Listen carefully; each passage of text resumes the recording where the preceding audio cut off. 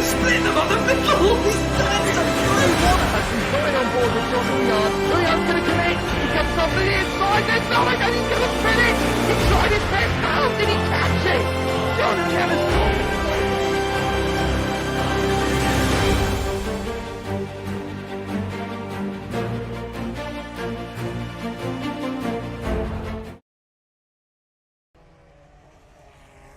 Good morning, good afternoon, and good evening to everyone around the world. This is Ross Smith, and welcome to the Champion Motorsports VWSC Historic Series, the 1991, running at the historic Silverstone circuit and using the WSC 1991 mod provided by Storm Gang Simulation. We are very pleased to have everyone here today. It's going to be a very big crowd and a very interesting track for this beautiful historic layout, which was tweaked and modified just a little bit. A little bit more on that here in just a few moments for all the different things that were done to it. But yeah, got all 6 cars, and like I said, a big field is anticipated to come in here. We're about another 30 so minutes away before we end up getting into qualifying. So right now it's just the practice session kicking off. And yes, before too long here, I will be joined in the booth by the venerable Jake Sanson and possibly a few other special guests again for today's race.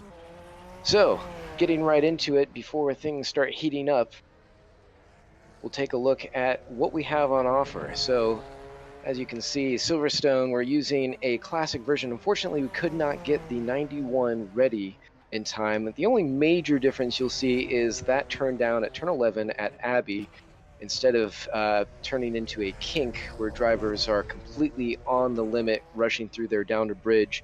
They will instead be having to throw anchors and wind up through that chicane. This is actually the 2009, I want to say, layout, as it was updated to include that particular section slow down as they approach the bridge, because it was quite a bit dangerous, as you can imagine.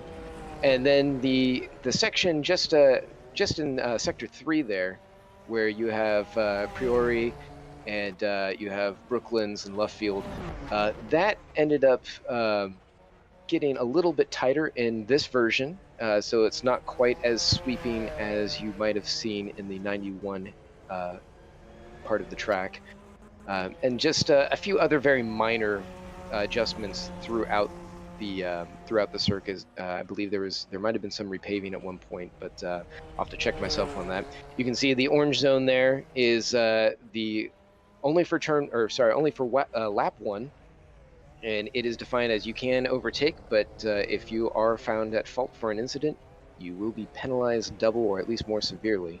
So that's always fun for drivers to account for, and that's just to keep things kind of sane and calm at the beginning of the race. It is a long race. It's going to be probably around 80 to 90 minutes, the 230 kilometers. So lots to do, lots of very good sections. This track is particularly nice for this field because the cars are all very unique, and every part of this track has something for each car where it can accelerate and maybe where it struggles a bit. So seeing how drivers form strategies about that will certainly be the highlight of today's race.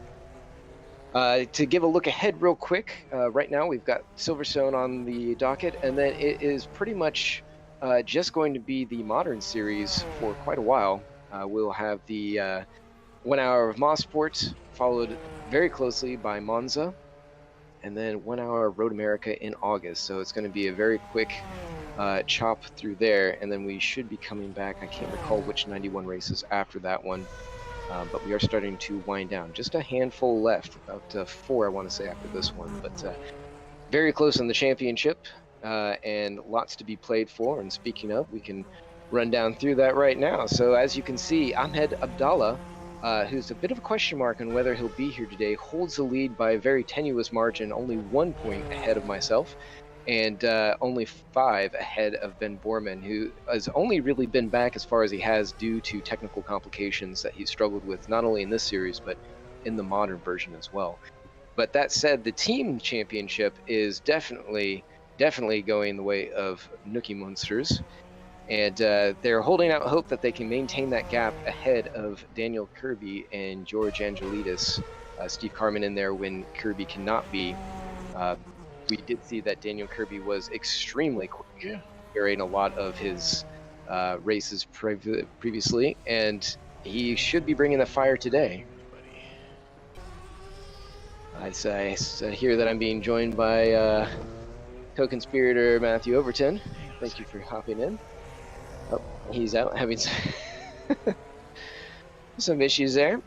Yes, Mickey Munsters and Lucky Strike definitely going to war with each other. Kowalski Motorsports with a change in partnership.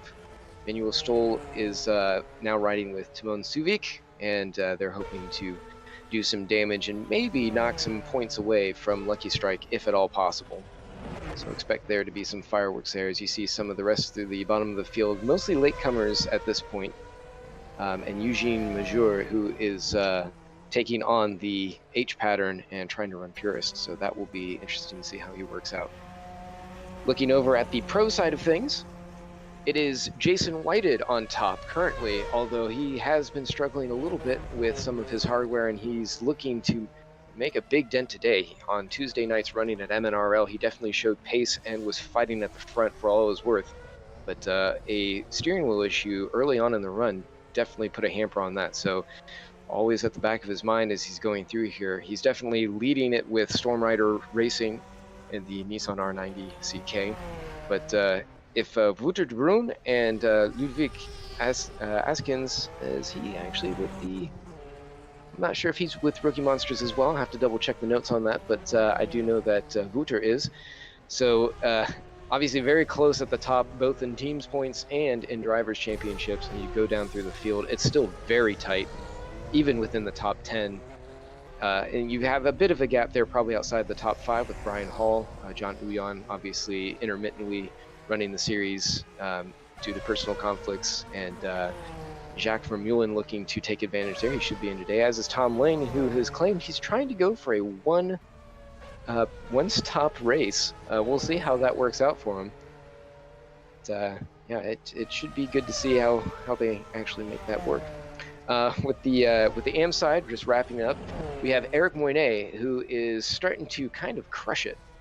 And he's 10 points ahead of John Mayer and Barry DiMarzo, who is both of them running for Lucky Strike Mazda. And only 3 points away, and with the 2 of them in there, they should be able to make some moves within at least the team's championship. Luis Savertz running up at 4th, Leon Gennari in 5th. Not sure if we'll see some of these guys. Should have Stephen Miller and Tom Mountjoy join us, but we'll see if they can come in. Tom Aiken's a bit of a question mark. Cohen Garling, I know, as well as I believe Dan Minguez, has had some struggles both with attendance and during the race. Adrian Rice was on, I want to say, on Tuesday, but he's got a question mark above his head as well. And then as it pairs on down through the field, a lot of those guys either just kind of one-hit wonders or just kind of struggling to find pace or make it to the end through the season. Definitely a tough one for him, and we'll see as they go through today's strategies that it's going to be quite varied. A lot of drivers will probably be on the hards with as winding as this track is, and maybe a few softs we'll have to see. Certainly the Mazda has a super soft, which I believe they're only going to be wanting to run as the premier tire in qualifying. So yeah, I'm anticipating that everyone will be on hards today to try and make them survive, but because of the length of the race, you have to stop at least once. And as Tom Lane was saying, he's going to try and make it to the end. Being in a turbo car, it's a big question mark.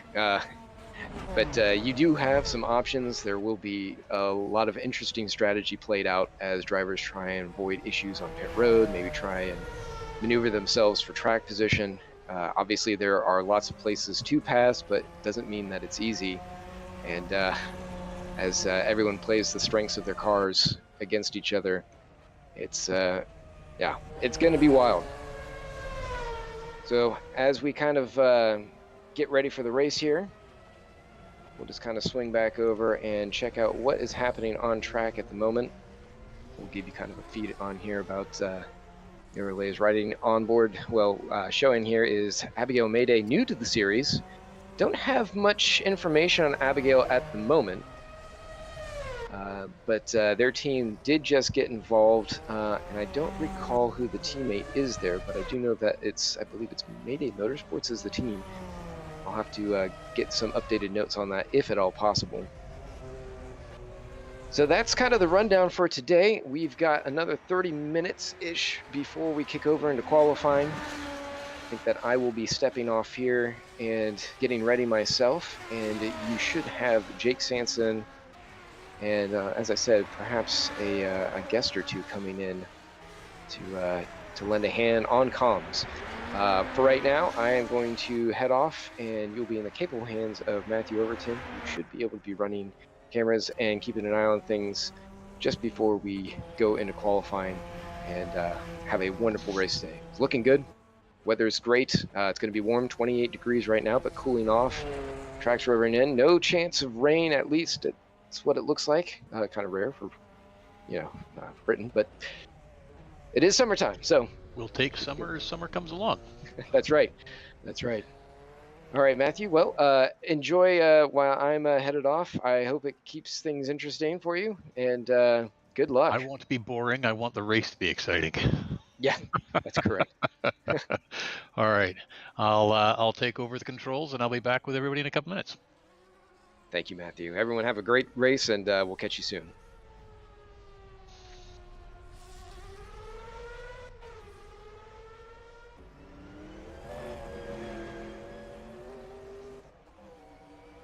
Okay, everybody, just looking to get myself sorted out, and there we are. I can see what's happening, and I can see we're on Graham Duncombe, who's doing his laps and getting ready for flange bracket racing. It's great to have him out here today, as well as a good crowd of folks for what should be a very exciting race at Silverstone. So while I get myself set up, I'll let you watch the action, and I'll be back in a few minutes.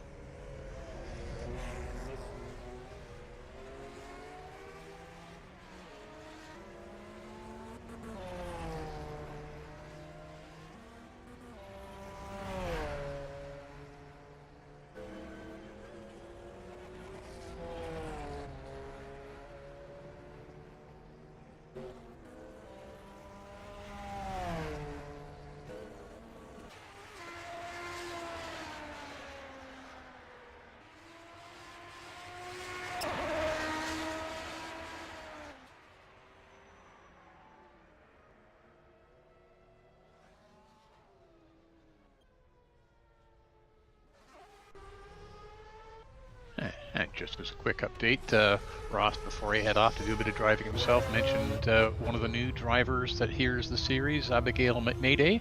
She's going to be running in the AM class and running the Porsche 962. And as pointed out, she's there to do some racing, so we're really glad to see her with AMR out for a bit of a nice afternoon with us, and we'll be watching her like everybody else.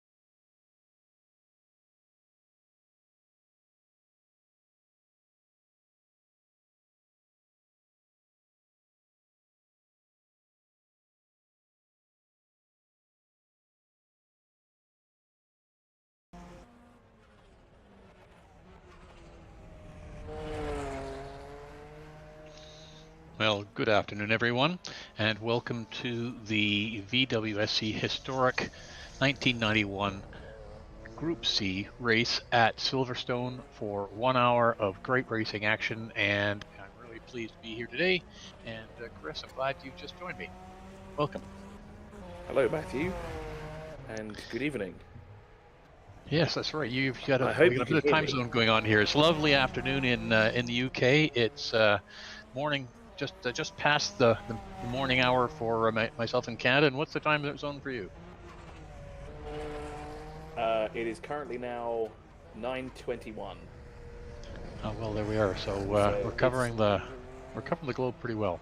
I'm going to turn it over for you for a couple minutes, and we'll get started on things. And we're about 7-8 minutes away from qualifying. Perfect. Just make sure that everything is a-okay, because of course we're getting ready for a little bit of a throwback here. The Group C from the early 90s. It was only a year old when these cars first hit the track. Oh, you're depressing me. And seeing them like this. Yeah, it happens to me a lot as well. Wait, are we live? We are. Now, I just did a little bit of intro, nice. but what I'll do is I'm going to just take it a couple minutes. We'll have a quick chat, and then we'll be back in time for the qualifying. So everyone, just hang on. Okay. Because I'm having a little bit of an issue here sharing screens. Ah. All right, That's just wait a okay, second here. I don't know, in fact, if indeed we are sharing the screen yet. So let me just go there and check. Hello.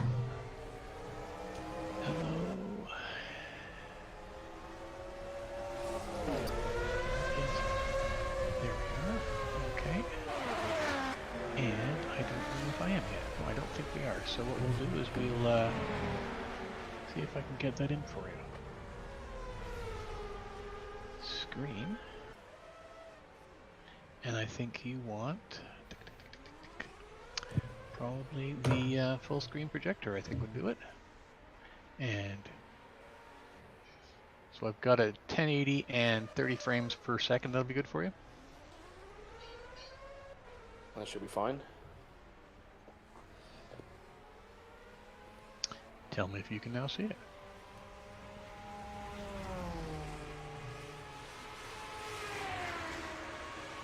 Can indeed. I can see Excellent. the gorgeous pit wall with the Michelin Man on it, which is like looking into a mirror by the I looks will of it. fix that in a second. And we will go and watch Brian Hall. There we go. Or yeah, that's Brian Hall. Good. All right, I'm glad we got that fixed. Look at these gorgeous cars that we have on track currently at the moment. Yeah, We're only now we're not 10 live, minutes away so from quality. yeah, we're about 5 minutes. So we're not live. I just put the mics off, so we got that sorted out. And so quick chat with you. How would you like to proceed with the next little bit? I've got the track, upcoming races, the 3 Purist Pro AM and tires that I can put up as an explanation of what's going on. And Yeah, that sounds I'll good. just follow your lead, and when you point out things you think that have happened, or I can move things to things that have happened, and go there. Sure, that sounds good. There is the live stream. Sorry, live time. Take a look. Yep. So what's great is one of the keyboards I'm currently using, half the keys don't work for some reason. It's a brand new keyboard, and I can't even get anything to work, which is ridiculous. So I've been trying to type to people, and it's like I'm 4. All right. Well, we'll work through it. Just let me know when you're having problems, and I'll see what I can do for you.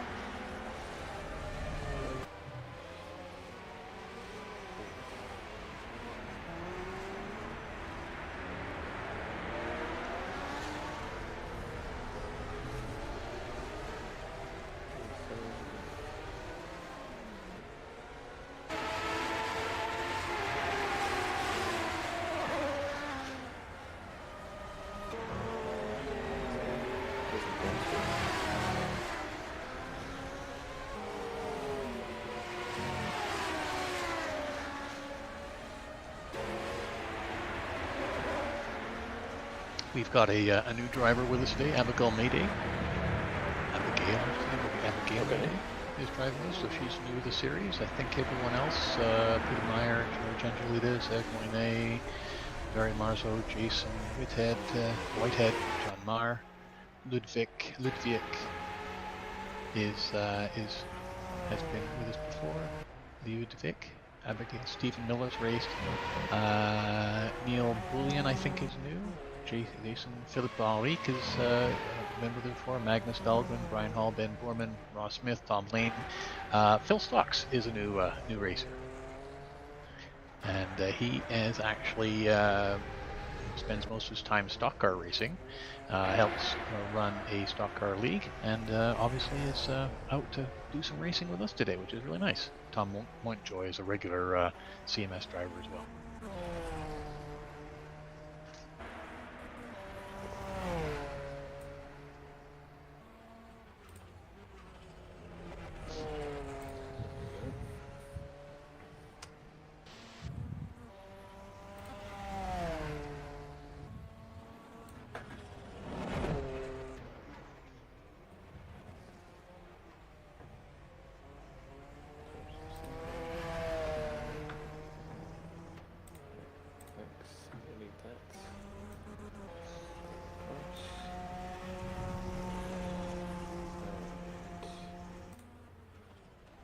Oh, good, we're up to 21.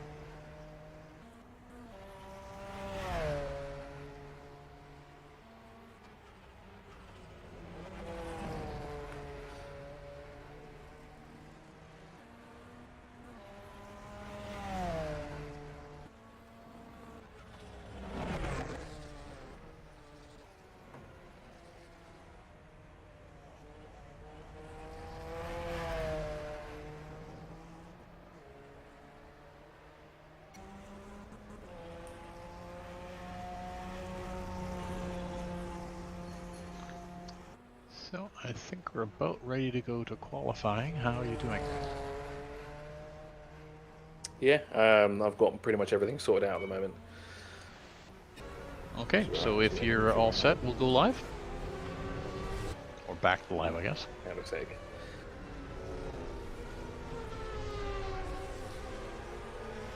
We're up to 21 drivers, which is a nice field.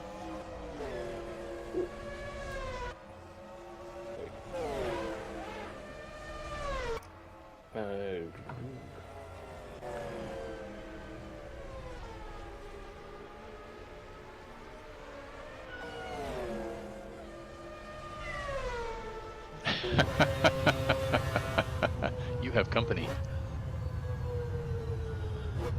Yeah, I do. I have 3 cats currently in the house. One of them is supposed to be quiet, but it seems to be as soon as the microphone turns on, she needs to express that she's around. Yeah, absolutely. We've had cats. We have 2 greyhounds right now. No cats, so we've had greyhounds and cats, and yes, they always pick the time to make themselves known. Sit here.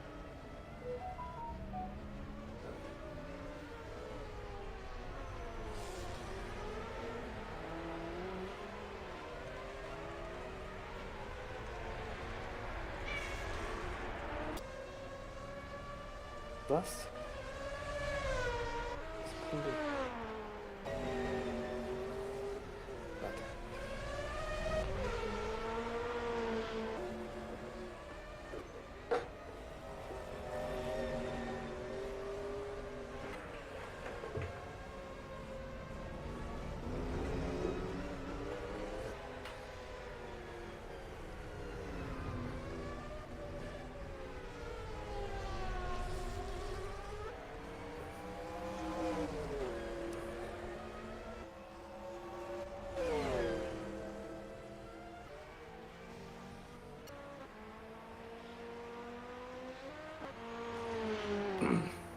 How long is the race today?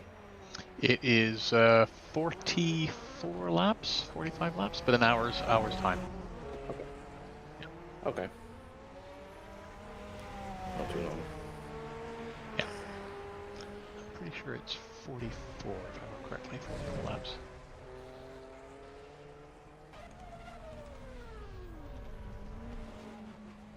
But I will just check that for you.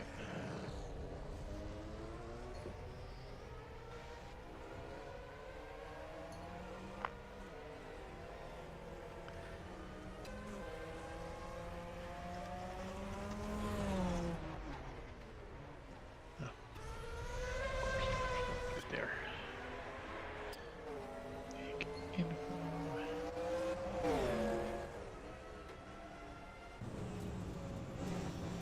44 laps, 230 kilometers. Cool. Okay. Did you see your graphics for the championship standings? I believe I do. I believe that the cards were updated for the Purist, Pro, and AM. So I've got 3 cards for them. I haven't looked at them, but I believe they were updated. So we can certainly take a look at that, and they can, because I'm not sure whether or not it does show the standings or just the drivers, but I'm pretty sure that it was updated with standings. So just to let you know as you go, as you give me a verbal cue as to what you want to see. They said I've got the track, the upcoming races, the 3 driver categories, and then the tires. And so if you just give me the verbal cue, and I will put that on the screen for you. Sure. So I think what we usually do is just say, oh, now let's take a look at so-and-so. So as soon as you say that, kind of bring it up. Sounds good. Cool. I guess we can go live when quali starts, or we can go beforehand if you want. Are we gonna go? We're gonna go straight into quali, right? Yeah, we're going. So we're just finishing up on with a minute left of the practice, but we can go live whenever you're ready, and then we'll just roll into qualifying. Cool.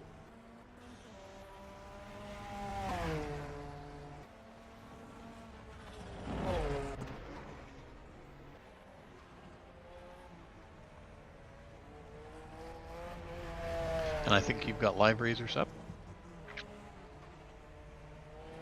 so you can see what's going.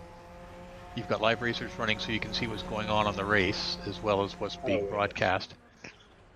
And I have the TV client, which gives me an indication of incidents and things. I also can see where people are running close. So I don't know if you want me to just move to that automatically when I see those things happening, if there's nothing that you're talking about specifically, or if you'd like me just to give you a verbal to, I think we've got a battle here, if you'd like to see it, sort of thing. Yeah, we can do that. I like to keep I usually keep a close eye on the timings anyway, seeing who is where, and I keep a very close eye on the track map as well, because that gives us a good insight. Yeah, let's do that as well. And I'll just follow your lead as you're talking, and I'll switch to whatever you're talking about. Cool, sounds good. I made the mistake of throwing away my chair today, thinking, oh, I don't need it anymore. And then I completely forgot that I had one of these coming up. So I'm currently sat on a stool, and yeah, so this is fine. I think that's why the cat is yowling at my face. I think she wants to sit on the stool. I'll give it to her afterwards. Wondering what's going on. Yeah. The stream's coming through okay? You've got, it's good enough for you to use? Yeah. Perfect. Very good. You said we've got 21 drivers, right? Yeah. 21. We do. And we've got loads of entries, but unfortunately looks like not everybody's here. Exactly. So, it's 20, 23, and 35. That's not bad. 21 out of 35 is pretty good. Yeah. Because we had a few looky-loos to start with, and then I think what you're seeing here is, with a couple of new additions, is folks getting ready. So we're on to quali. Are you all set to get going? All right. Let's go. All right.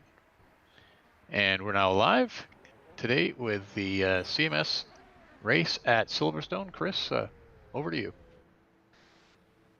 Good morning, good afternoon, and good evening from wherever you're watching around the world. Welcome to the VWSC Historic, and it's interesting to state that this is a historic car when it was built in 1991, because of course those are the rules that we're running with today. And of course all these cars here sort of ran in the Group C era back in 1991. It's going to take me a while to figure out that that's actually historic and that's old. Puts me in a really awkward position. But besides that, here we are at Silverstone. We're of course using the throwback track as well, the 1991 configuration of the track as well. A total of 16 corners here, slightly different than it is obviously to nowadays. You've got the bridge section as well, and we have a total of 21 cars racing here today out of I just did some math before we went live here. We were supposed to have a total of 35, but 21 out of 35 is a fantastic odd. It's over 50% of all the entrants, and that's what we'd like to see here. So, qualifying here, there are a mixture of groups here that we have in the VWSC Historics, and it is, well, let's have a look at who we have here. So we've got C Pro, we have C Am, and of course we have C Purist. And while we're looking at one of the beautiful Jaguar XJR 14s, on the track at the moment, and just in front of us are the Porsche 962Cs. Just ahead here, of course, now the first flying lap sort of underway. We started qualifying just 2 minutes ago. Quite a long track here, actually. Total of 3 sectors, as always do. Sector 3 is the shortest, though, of the 3. However, it probably has the most technical part of the track, with a few kinks in Sector 1, but plenty of straightaways as well to gather as much speed as possible. Same in Sector 2 as well, although there are some tight, twisty parts as well. But Sector 3, I think that's going to be a real key factor. That's going to be a real issue there for some of the drivers as well. Because if they don't get it nailed down the way they want it to, they're going to lose the lap times that they need, and it could cause them in the race as well. Because, of course, we have 44 laps. Here is a full layout of the track there. When you look at it from the race that we had last week in Formula 1, which, by the way, if you missed it, that was an incredible race. This is the 1991 configuration. You can see that it is quite different. We have a total of, as you said, 17 corners. For some reason, my track map shows we have 16. What corner am I missing here, I wonder? I am missing, I think it's some of the ones towards the top. No, it's not. It's the hanger straight part that looks like it's wrong on my configuration here. But nonetheless, mine is wrong. What's on the screen is absolutely correct. You said 17 corners in total here. Sector 3, as you said, you can just see that green part there towards the start of the exit of turn 13 through 14, 15, 16, 17. You see how short that sector is, and you see how technical it is as well. That is going to be a real key point here of all the races as well. You see the long hanger straight leading from Chapel all the way down to Stowe. That's where the drivers are going to gain the most amount of speed all the way down there. And again, that's going to be very crucial, because the last thing you want to do is miss the braking point down there, because if you do, that's it, you're off and you've lost time essentially, and you could be losing heating positions as well. As qualifying continues here, as I said, 20 minutes of qualifying, which is a little bit over 20 minutes of qualifying. We're starting now to get the first sort of laps sort of settled in here. Of course, we've had our flying laps. It's now time for the first few laps to come in. So we're looking at the 44 at the moment. This is Brian Hall. He is currently working his way through Sector 2 by the looks of it. Currently shown as 4th overall, but that is because no one has set a time in it just yet.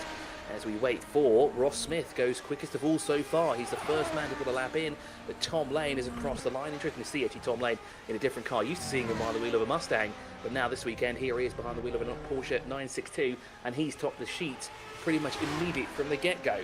So it's great to see Tom Lane all the way up there, the sharp end of the grid, and is the leading 962 for Manta Squid. Ross Smith in a new racing Peugeot 906 by the looks of it. If my screen wants to play nice here, it looks like it's slightly missing a digit, and it is it's a 905, apologies for that, in the C Purist category, and is currently running second. This is 100th of a second slower, sorry, actually 300th of a second slower, excuse me, compared to Tom Lane. Brian Hall runs in third. Then we have Paul J. Venter in the 4th position at the moment in the gorgeous Mazda 787B.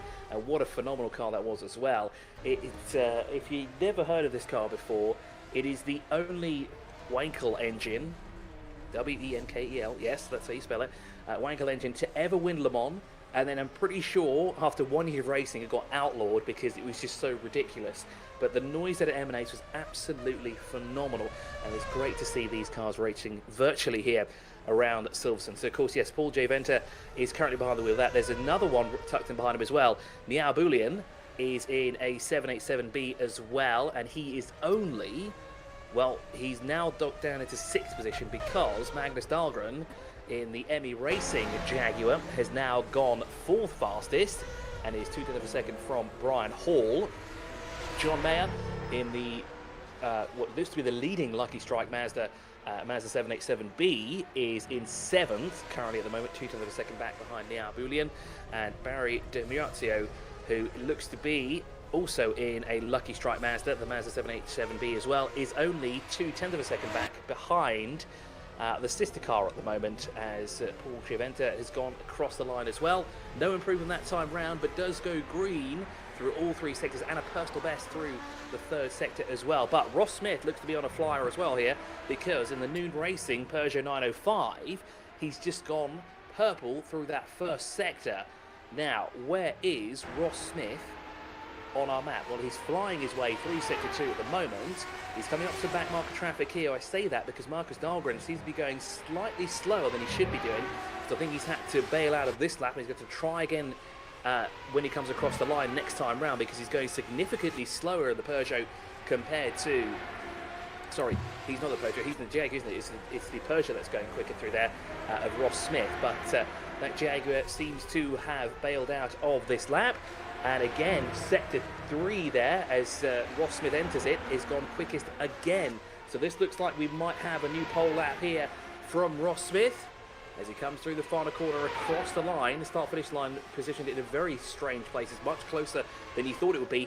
And at the line, I don't think he got it. It says it's 0.007. Indeed it is.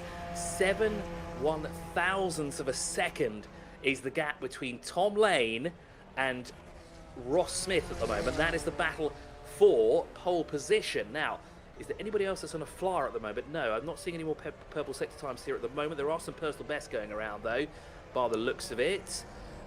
On that lap, John Mayer did a personal best through sector 1, but going quicker through the 3rd sector was Stephen Miller in the Jaguar XJR as well, currently shown as 11th overall, in the Speed Details car, and he is 0.03 of a second from a top 10 starting position here in the Group C race here, the VWSC historic here around the iconic Silverstone track, as carry on with just over 12 minutes remaining on the clock. The battle though for the sharp end of the grid is only 7/1000ths of a second separating the two of them, and they're in 2 different cars, one in the Porsche 962 and one in the Peugeot 905. Now, let's have a look at where Tom Lane is in proximity to Ross Smith, because it looks like Ross Smith's actually working his way through sector 2 at the moment. No, scrap that. He's actually in sector 1. Our pole position at the moment is Tom Lane. He's just got across the line now. No improvement this time round by the looks of it, so he hasn't gained an advantage just yet. He still has that 1:36.202. But Ross Smith is the one we're going to keep a close eye on here, and he's working way through sector 2. Does he go purple? No, he doesn't. But Magnus Dahlgren goes purple though. And we were just having a look at Marcus Dahlgren there. He's gone purple through sector 1. Unfortunately, through sector 2 though, 38.683. Now, where is Marcus Dahlgren at the moment? Is he working his way through sector 3? No, he's gone into the pit lane by the looks of it. Yes, he has. So no improvement. Still 4th. Although he was purple in that 1st sector. Tom Lane's gone green again through sector 1. Looking for improvement here. But how much of an improvement will be over Ross Smith? Because Ross Smith is currently working his way through the 3rd sector as we speak right now. Through the final corner. He's through Luffield now. I've got to remember that's the 16th corner, not the 15th corner, that is. And has Tom Lane... No, Brian Hall goes quickest of all now across the line in the Jaguar XJR. In the Hall Brothers Racing, we have a new quali leader for the time being. Ben Borman improves and moves up into 4th position, bumping Dahlgren down into 5th position. So Ben Borman, pretty much out of nowhere there, going purple through sector 3, excuse me. He's in 4th position.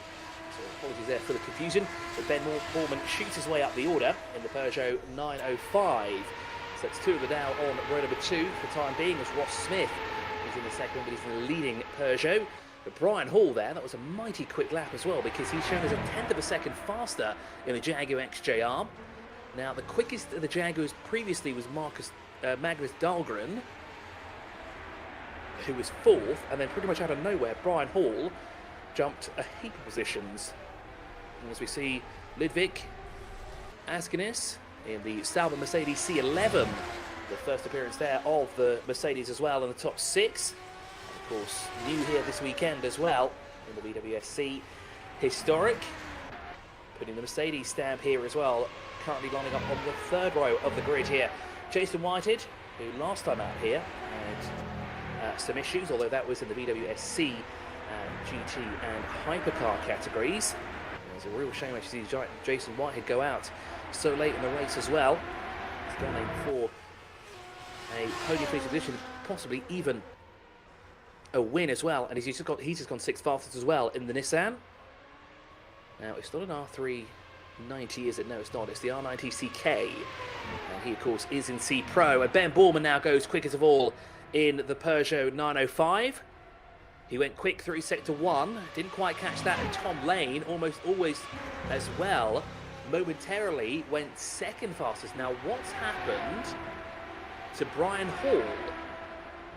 Brian Hall's time is not being shown anymore. Now Brian Hall is also not being shown as currently in the session either, because we're down from 21 cars to 19. So I'm feeling we've lost 2 cars already, or possibly just the one by the looks of it.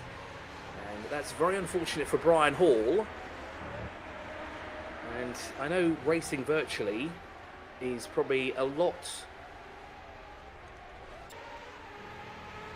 easier compared to, say, doing it in real life, because of course you don't have to worry about crashing your car and then obviously the expenses that come with it. However, disconnections are a serious thing, and Brian Hall may have just lost pole position due to no fault of his own, but rather the internet connection that he's currently running on.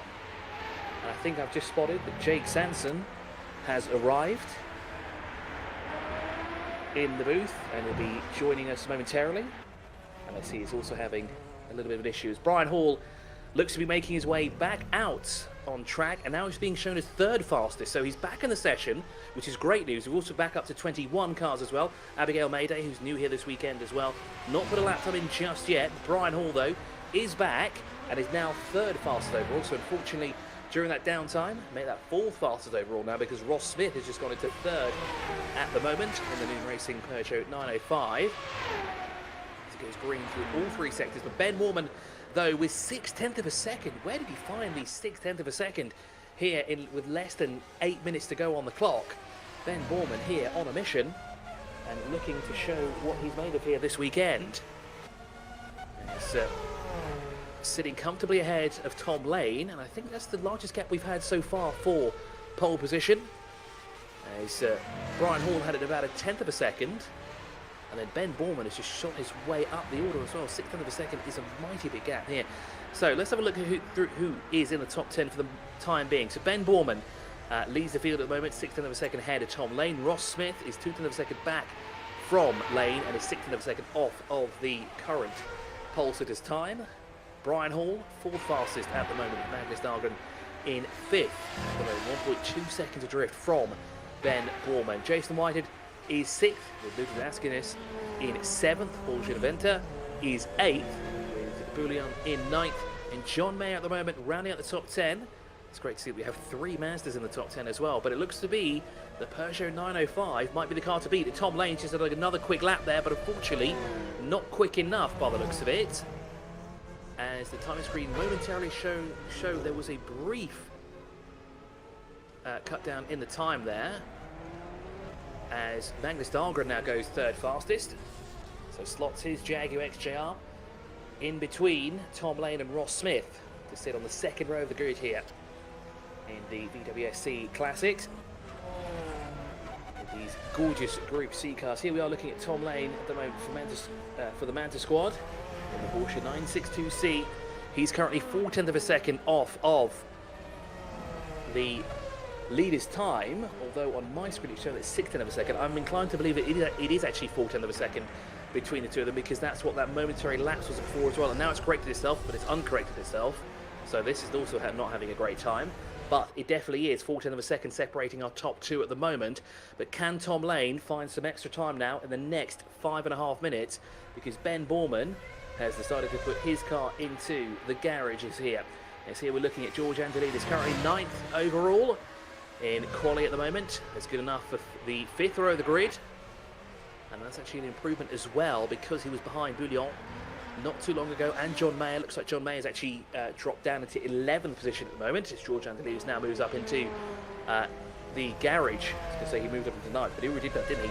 He's now gone into the garage, but he's made that 8th now. So it looks like there's somebody lost connection. Yes, Ben Borman seems to have left the session by the looks of it, which promotes Tom Lane now into pole position. I do hope that we do get Ben Borman back in the session to take up his pole position, because that was quite a gap that he had, 14th of a second as we said before. But now Magnus Dahlgren in the ME Racing Jaguar XJR looking for a possible pole position here as well. Here's one of the Mazda 787Bs. This is Peter Meyer in 15th position at the moment in the 56 car. He is 4.3 seconds off of the leader's time at the moment, and he's just half a second behind his closest rival, who is Eric Meunier in the Porsche 962. Is Bruce Hopkins is in the garage. He was 16th when he entered the garage there. Here's Tom Mountjoy in the Hardtail Racing Porsche 962C. A historic livery, you could say, as well on that Porsche, with the colours of the iconic Golf livery, the sort of light blue and orange there. And here's one of the Porsche 962s as well. Again, loving the throwback paint schemes as well. Very historic, both with cars and paint schemes here. And into the pit lane comes Oscar Dancourt from 19th on track. And here is Graham Duncan, who is 20th overall. We just saw what appeared to be one of the 962s being shoved off wide as Ben Borman is back in here, and he's still showing his 4/10 of a second, so no one has been able to dethrone Ben Borman here. That is without a stable internet connection, that is, as Ben Borman continues to lead the charge here by 4/10 of a second as Graham Duncan now back into the garage area. Tom Lane, though, is persistent here, and he's persisting to get this pole position back from Ben Borman, but he hasn't got a lot of time left on the clock. He's got 2.5 minutes to go in the session. Now that would give him enough time to do at least 1.5 laps, depending on now where he is on track. Now, where is the second place car? He's currently working his way through sector 2. He's actually at the tail end of that sector as well, so he should be able to get at least 2 more laps in here. So he has to make sure these 2 laps has everything that he can throw at the car, and he's going to throw it into every single corner. And he's going to push here is Tom Lane through the final corner now. And we'll come across the line. It should be 2 laps. We've got 2 minutes on the clock. We've got 1:37s that we're currently running. And let's keep a close eye now on Tom Lane, as he was a 1:40 across the line there. He was 3/10 of a second. Sorry, 3 seconds slower actually than his previous times. So getting caught up with some traffic there in quali with just over 1.5 minutes remaining here on the clock. Runs a bit wide there and loses it there through Cox by the looks of it. And sorry, that's Maggots and Beckett that he lost it through that, and unfortunately he's got to retire it back into the garage, and I don't think he's going to have enough time now. He's going to have to settle for second, or will he? Because who do we still have on track? Well, Ben Borman's still out. We have Brian Hall, Ludwig Askenis, who is still out as well. Is he on a flyer? Well, Brian Hall, he was an early pole sitter as well from earlier in the session before he had a slight issue. Seems to be I'm having some slight issues as well with my timing screens here as they take some time to update here. So less than a minute on the clock, and we have only a total of 7 cars still left. Ben Borman, our pole sitter, is still out, looking to improve his lap time by a 4/10 of a second. The Ludwig Askenis car, the Sauber Mercedes C11, the only Mercedes as well in the top 10, improves but does not improve the position, so still running in 7th position overall, but enough time for 1 more lap as Ben Borman is slow through turn 5. Now, what do the last 7 drivers have across the line? But yeah, can the 13th place car, Stephen Miller, does he have enough time to do another lap here? I don't think he will. He is in close proximity. He's working his way through sector 3. Unfortunately, he's just gone through the penultimate corner now. So unfortunately, no more laps to be set by the Stephen Miller car, so he won't get an additional lap. But let's see, can Brian Hall retake pole position? Ben Borman's gone quickest though through sector 1 with a 33.397. Not purple, but a personal best nonetheless. Stephen Miller unfortunately does not improve when he comes across the line. Now let's see if George Angelidis can improve his time. Can he shoot his way up in the top 5? No, he goes straight into the pit lane. There's Brian Hall working his way through sector 2 here for the final time. Ben Borman's going to put in another lap here as well. Green again through sector 2, but Brian Hall also goes green through sector 2, but however, he is 1/6 of a second slower compared to Ben Borman. Now Borman through the penultimate corner now, and Brian Hall goes straight into the pit, into the garage. So that's the qualifying over for him. But Tom Mountjoy, Ludwig Askanis, and Ben Borman still out there. Well, Ben Borman just gone across the line. He does not improve his time, although it is green. Let's see what Ludwig can do. Can he improve into the top 5? Not quite. He'll have to settle for 7th overall. And Tom Mountjoy, will settle for 18th. Hardtail Racing Porsche 962. Well, that's qualifying over with. Ben Borman will lead the field to the green flag from the front row of the grid with Tom Lane alongside for company in the Mantis Squid Porsche 962. Then we have the first of the Jaguars, the Jaguar XJR of Magnus Dahlgren, with Ross Smith alongside him in the Peugeot 905 at Noon Racing. So 2 Peugeots in the top 4 in 1st and 4th position, with Brian Hall and Joseph Whitehead lining up on row number 3. Ludwig Askanis on row number 4 with Paul Giaventa alongside for company with George Angelidis and Philippe Henrique there, who snuck into the top 10 as well in the closing stages of qualifying. So we have a 20-minute warm-up before we go into our 44-minute race. Now, I do see that Jake Sanson is here. I am indeed. I didn't want to interrupt you in qualifying. You were in full flow, and I thought it was a bit inappropriate, but it was brilliant, brilliant stuff to listen to. Very close. And, really good to see that Ben Borman has come fresh out of the blocks in that Peugeot and is already putting it right up at the sharp end.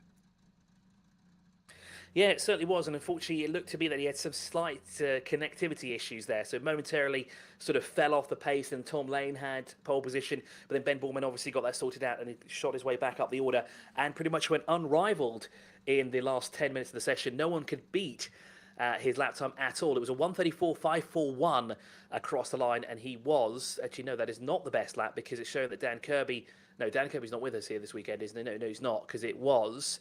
Now, who is it that was second alongside him? It was Tom Lane, wasn't it? Yes, it was. And his best lap time is showing as a 1:37.864. Now, that is not the gap that we had across the line in qualifying. It was 14th of a second between the two of them.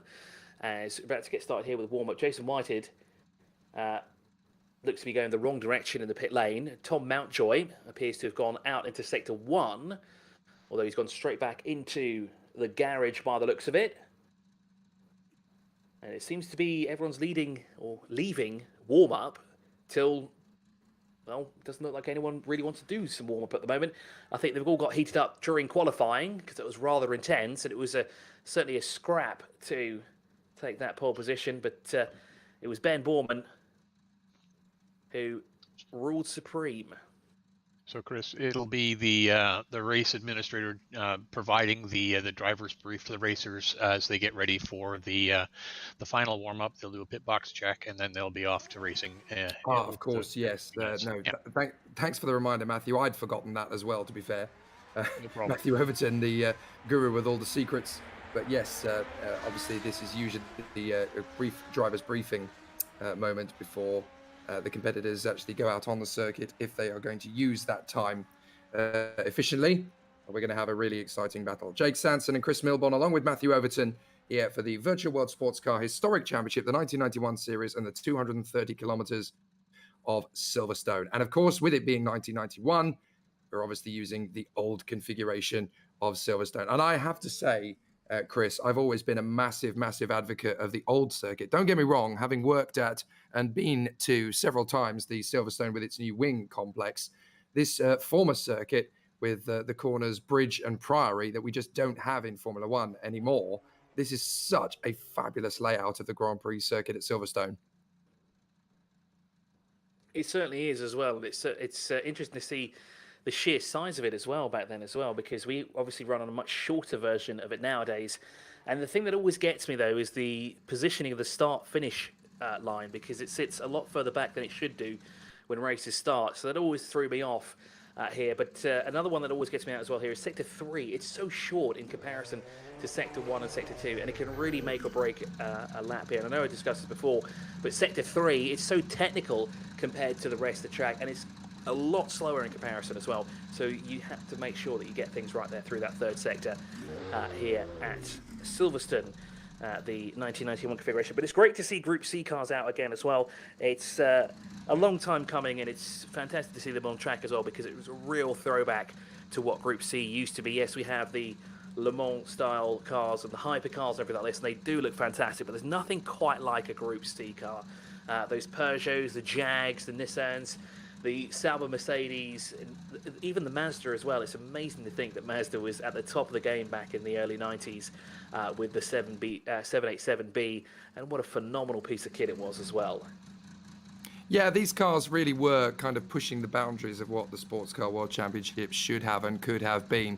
And of course, that was the biggest problem essentially in 1992, when it sort of priced itself out of the market and became ridiculously unviable financially. But what a fantastic era and period it was. I've spoken many times to people who were involved in Group C on a number of occasions, including Chris Parsons, who of course was the championship coordinator for many a year in the Group C era. And it really is fascinating to see just how well affectionately and fondly remembered the category is. And obviously nowadays we have the Group C Racing Club for those teams and racers that still have access to the Group C cars, and they do go racing across Europe, and it is fabulous to see them in action in the real world. At least in the sim racing world, we can have a little bit more excitement to it, because they can push the limits perhaps a little bit more intensely than they ever would have done in the real world, because obviously the Group C cars worth quite a lot of money. So in the world of sim racing and esports, it is great to be able to see them being pushed to the limits as they were designed to do. This is true as well, because come to think of it, that the Mazda engine was probably the most reliable car engine that was ever produced, and it was prone to blow up at any given time here. So, of course, running a real-life Mazda 787B is probably the scariest thing you could ever do in your entire life. But when you run it sim-wise and virtually online, of course, you've got nothing to worry about. Although, saying that, we do have 75% damage here during the VWSC Historic, so things can happen, and things can get quite interesting as well. Any small mistake and any minor corrections to said mistakes can cause a lot of issues. Now, we've seen it as well in the past couple of race weekends, and not just here in the Historic, but the Hypercar and GTs as well, where we've seen small mistakes turn into very big accidents here in the VWSC, and it's been quite costly as well, like we said. But we are running with 75% damage, so it adds that realism side of things as well. And a lot of drivers here, I highly doubt anyone's actually using a keyboard and mouse, and if they are, they deserve a medal right now. They should have actually their own class, come to think of it, and then they should have another one for controllers, because that's the one that I'd be in with the controller, because all these guys here running with semi-pro and professional rigs. And I was actually looking at some myself today, and I didn't realise how expensive some of these things are. And obviously a lot of the guys here that are racing here, and girls actually racing here today, will be using these incredible setups. So it's as close to the real thing as we can get without going outside. So obviously we're going to have a very decent race from these guys in the 230 kilometers of running that we are set to have. And obviously, with this being the Silverstone circuit, there's going to be a lot of overtaking opportunities, plus the three classes that we go in with it, as we always do with this particular category. So it'll be fascinating to see who is going to come out on top between the Purists, the Pros, and the AMs. Tom Lane, though, in the Manta Squid Porsche, definitely one to watch out for after his strong run, I should say, in time qualifying. But this is a category, the 1991, it's not quite the same as the hypercars, with everybody in the same class. In terms of car, I mean, obviously you have classes of driver within it, but it does add an air of variability and versatility in terms of the quality of the drivers we have. And just keeping an eye on the Nookie Monsters Peugeot of Ross Smith, who's always a top competitor, currently sat in pit lane gearing himself up, ready to go out again. But what a fabulous set of cars this is going to provide us with out on the circuit. Drivers going out just for a little bit of preliminary running, but obviously it's going to be all about Ben Borman and Tom Lane on the front row of that starting grid. And it will be fascinating to see how the two drivers settle their differences between Peugeot and Porsche right from the starting grid. So, Jake, would you like to see the current standings for the three classes? Would certainly help, Matthew. Yes, please. We would love to see how things are currently going within the championship. So as you can see, Ahmed Abdallah, who sadly is not here for this round of the championship, is only leading the championship race by 1 point to Ross Smith. But Ben Borman is a further 4 points back. So no wonder those two are literally at each other's throats going for the title fight here, because they both have a chance to run up with a sharp end. The absent Dan Kirby is going to lose some ground to George Angelidis, and that obviously going to be an interesting factor. But also we have the absences of Manuel Stoll and Timon Suvic. So there's going to be quite a few drivers that will be able to move their way further forward and gain a little bit. But the Nookie Monsters certainly looking likely to maintain their championship protagonists at the moment, from the Lucky Strike Mazdas and the Kowalski Motorsports Saubers. But it's definitely going to be a championship lead that changes hands here. Ben Borman, who has won 2 of the 5 races we've had so far, definitely looking likely to take the lead of the championship, unless Ross Smith has anything to say about it. Based on time qualifying, Chris, definitely looks as though Ben Borman is the man on form. It certainly looks that way as well. As we look now at the pro standing, Jason Whitehead in the Nissan R90 CK leads by conveniently 1 point, as the same with the Purist category as well. Walter de Bruyn in the Porsche 962 not here this weekend, so unfortunately will not be able to take that point to the next level and potentially take over the lead of the championship here. But with Jason Whitehead, not to say he's struggling, because he is inside the top 10. He's actually 16th on the third row of the grid here for the start here. But Ludwig Askenis is here as well, the Sauber Mercedes C11. So this is a great chance for him as well to bag some points here and see if he can take second away. Although, saying that, the gap is, 15 points between himself and Walter de Bruyn. So that's a lot of work to be doing there. The then fourth place car is not here. That's Al Idrissi, who unfortunately not with us here this weekend. But Brian Hall is here in the 5th place in the standings, that is. And things are going to get mighty interesting here as well. You can see on the right-hand side as well, the Team Championship, Storm Rider Racing, who are leading the field here with 64 points, but I think they've only got one of their drivers here, because I don't think I've seen Joe Miller here on the entry list. No, we have Stephen Miller, but not Joe Miller, so just one car will be scoring points for the Storm Rider Racing, but with that advantage of what looks to be 7 points between himself and the Porsche 962s, which there is only one of here this weekend from Walter de Bruyn. It looks like the championship favour may be going towards Jason Whitehead. So obviously going well there, but in the AM standings, it's very close as well. Eric Moyne 10 points ahead of John Mayer coming into this one, with a big gap back to the Mazda 787B of Barry DiMarzo. So with Eric Moyne present, as of course is John Mayer and Barry DiMarzo, all top 3 drivers are in that reckoning. The absence of Guy Sever could well be very much punished by a couple of the other drivers that are in the mix there. Tom Mountjoy able to potentially pick up some decent points, as will Stephen Miller, and could be very interesting by the time we continue on with this fantastic run through the season. But the Acuri Mistral is only 3 points ahead of the Lucky Strike Mazdas in the AM standings as well. So there's a lot of good battles coming, and we're going to see some fascinating duels between the competitors out on the circuit as a result of what we get to see. The warm-up is not far away from conclusion, which means that obviously we'll get to go racing for the 230 kilometers of Silverstone in the Virtual World Sports Car Championships historic 1991 category for the Group C cars, with myself, Jake Sanson, my colleague Chris Milbourne, and our expert Matthew Overton overseeing things as we get ourselves geared up for another fascinating show. So far so good in the Purist category for Ben Borman, 2 wins out of 5. He definitely has the opportunity to take the lead of the Drivers' Championship standings in the Purist category. But that adds pressure, I think, to a certain extent, Chris, because his closest rival is not Championship leader Ahmed Abdallah now, it's Ross Smith, and they're both in the same car. Yeah, it gives him a little bit of room here, and of course it will give him the edge, because he knows that if he wins this race, he will be the championship leader when he leaves. But with Ross Smith being in the same car, it's a lot to think about, because yes, you can think of it on the side of things like, oh, he's in a different car, he might have different things going on, he might be slower on the straights, I might be quicker on the corners, so on and so forth here. But when you have two of our championship rivals in the same car, things get very, very interesting here. In the Purist categories, we've got three major teams that are competing in the Nuki Monsters in the Peugeot, Korsky Motorsports, Sauber, and the Lucky Strike Mazda Racing Mazda 787Bs, with a total of 4 drivers returning from last year's 1971 championship.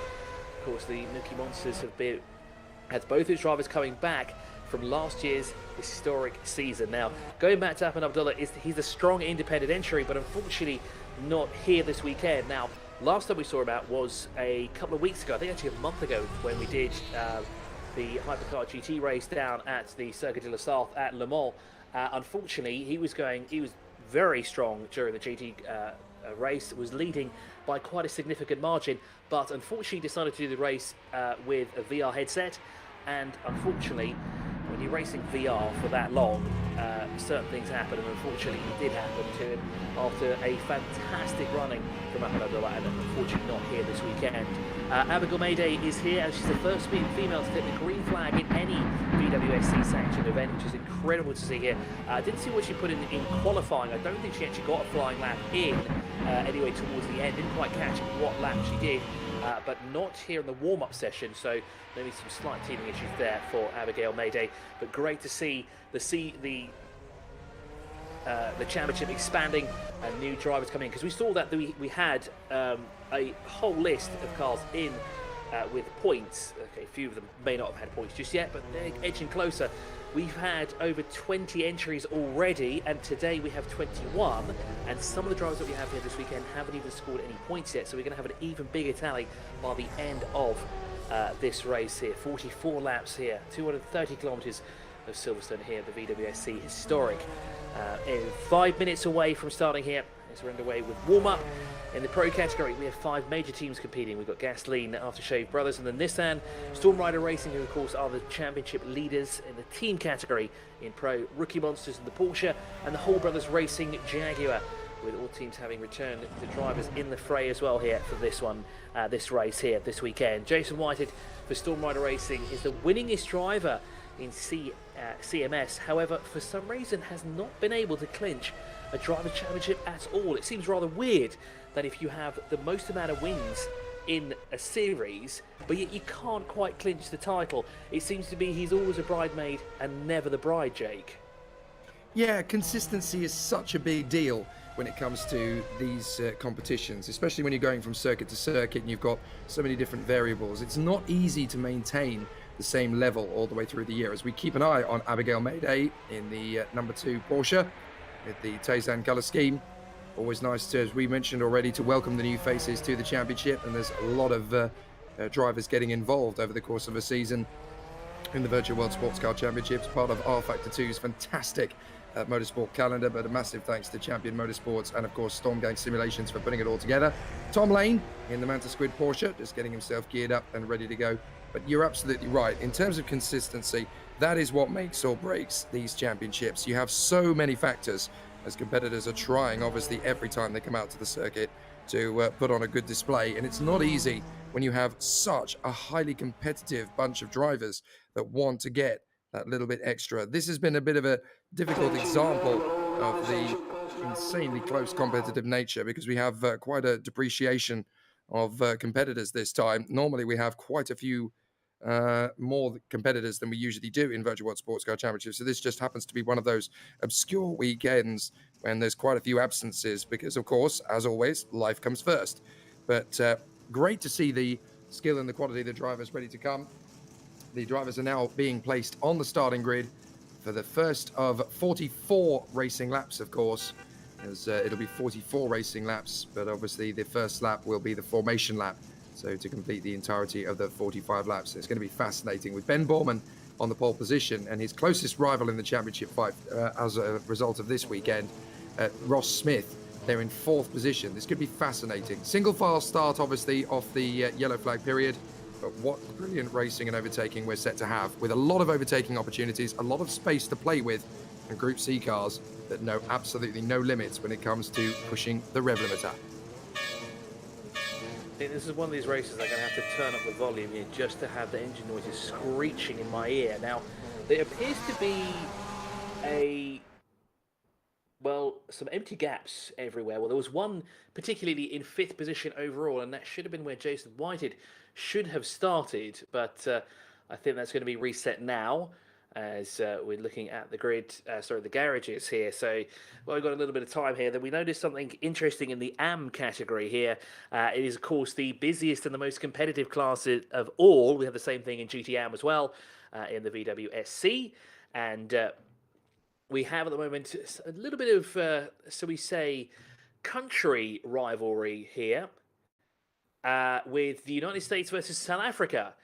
The Lucky Strike Mazdas from the USA go against South African team Lev Speed in the Sauber, and the Logistical Nightmare Racing, which are also in a Mazda as well. And that is going to be quite an interesting one here as well. We've got one French driver as well. Mr. Al is the sole French entry in the AM category, but it's certainly going to be very, very spicy in the AM category. It always is as well. It's always something kind of you don't really think of in the back of your mind, but of course the AM drivers are the ones that are up and coming. They're trying to prove their talent, they're proving their worth and everything like that, and they're the ones that throw it around and they do everything, and they basically they throw everything at it. I can't think of a clean version of saying what I want to try and say here. Got to keep it as clean as possible here. But it's it's that thing where they're trying to throw everything at it. They're just going all out, aren't they?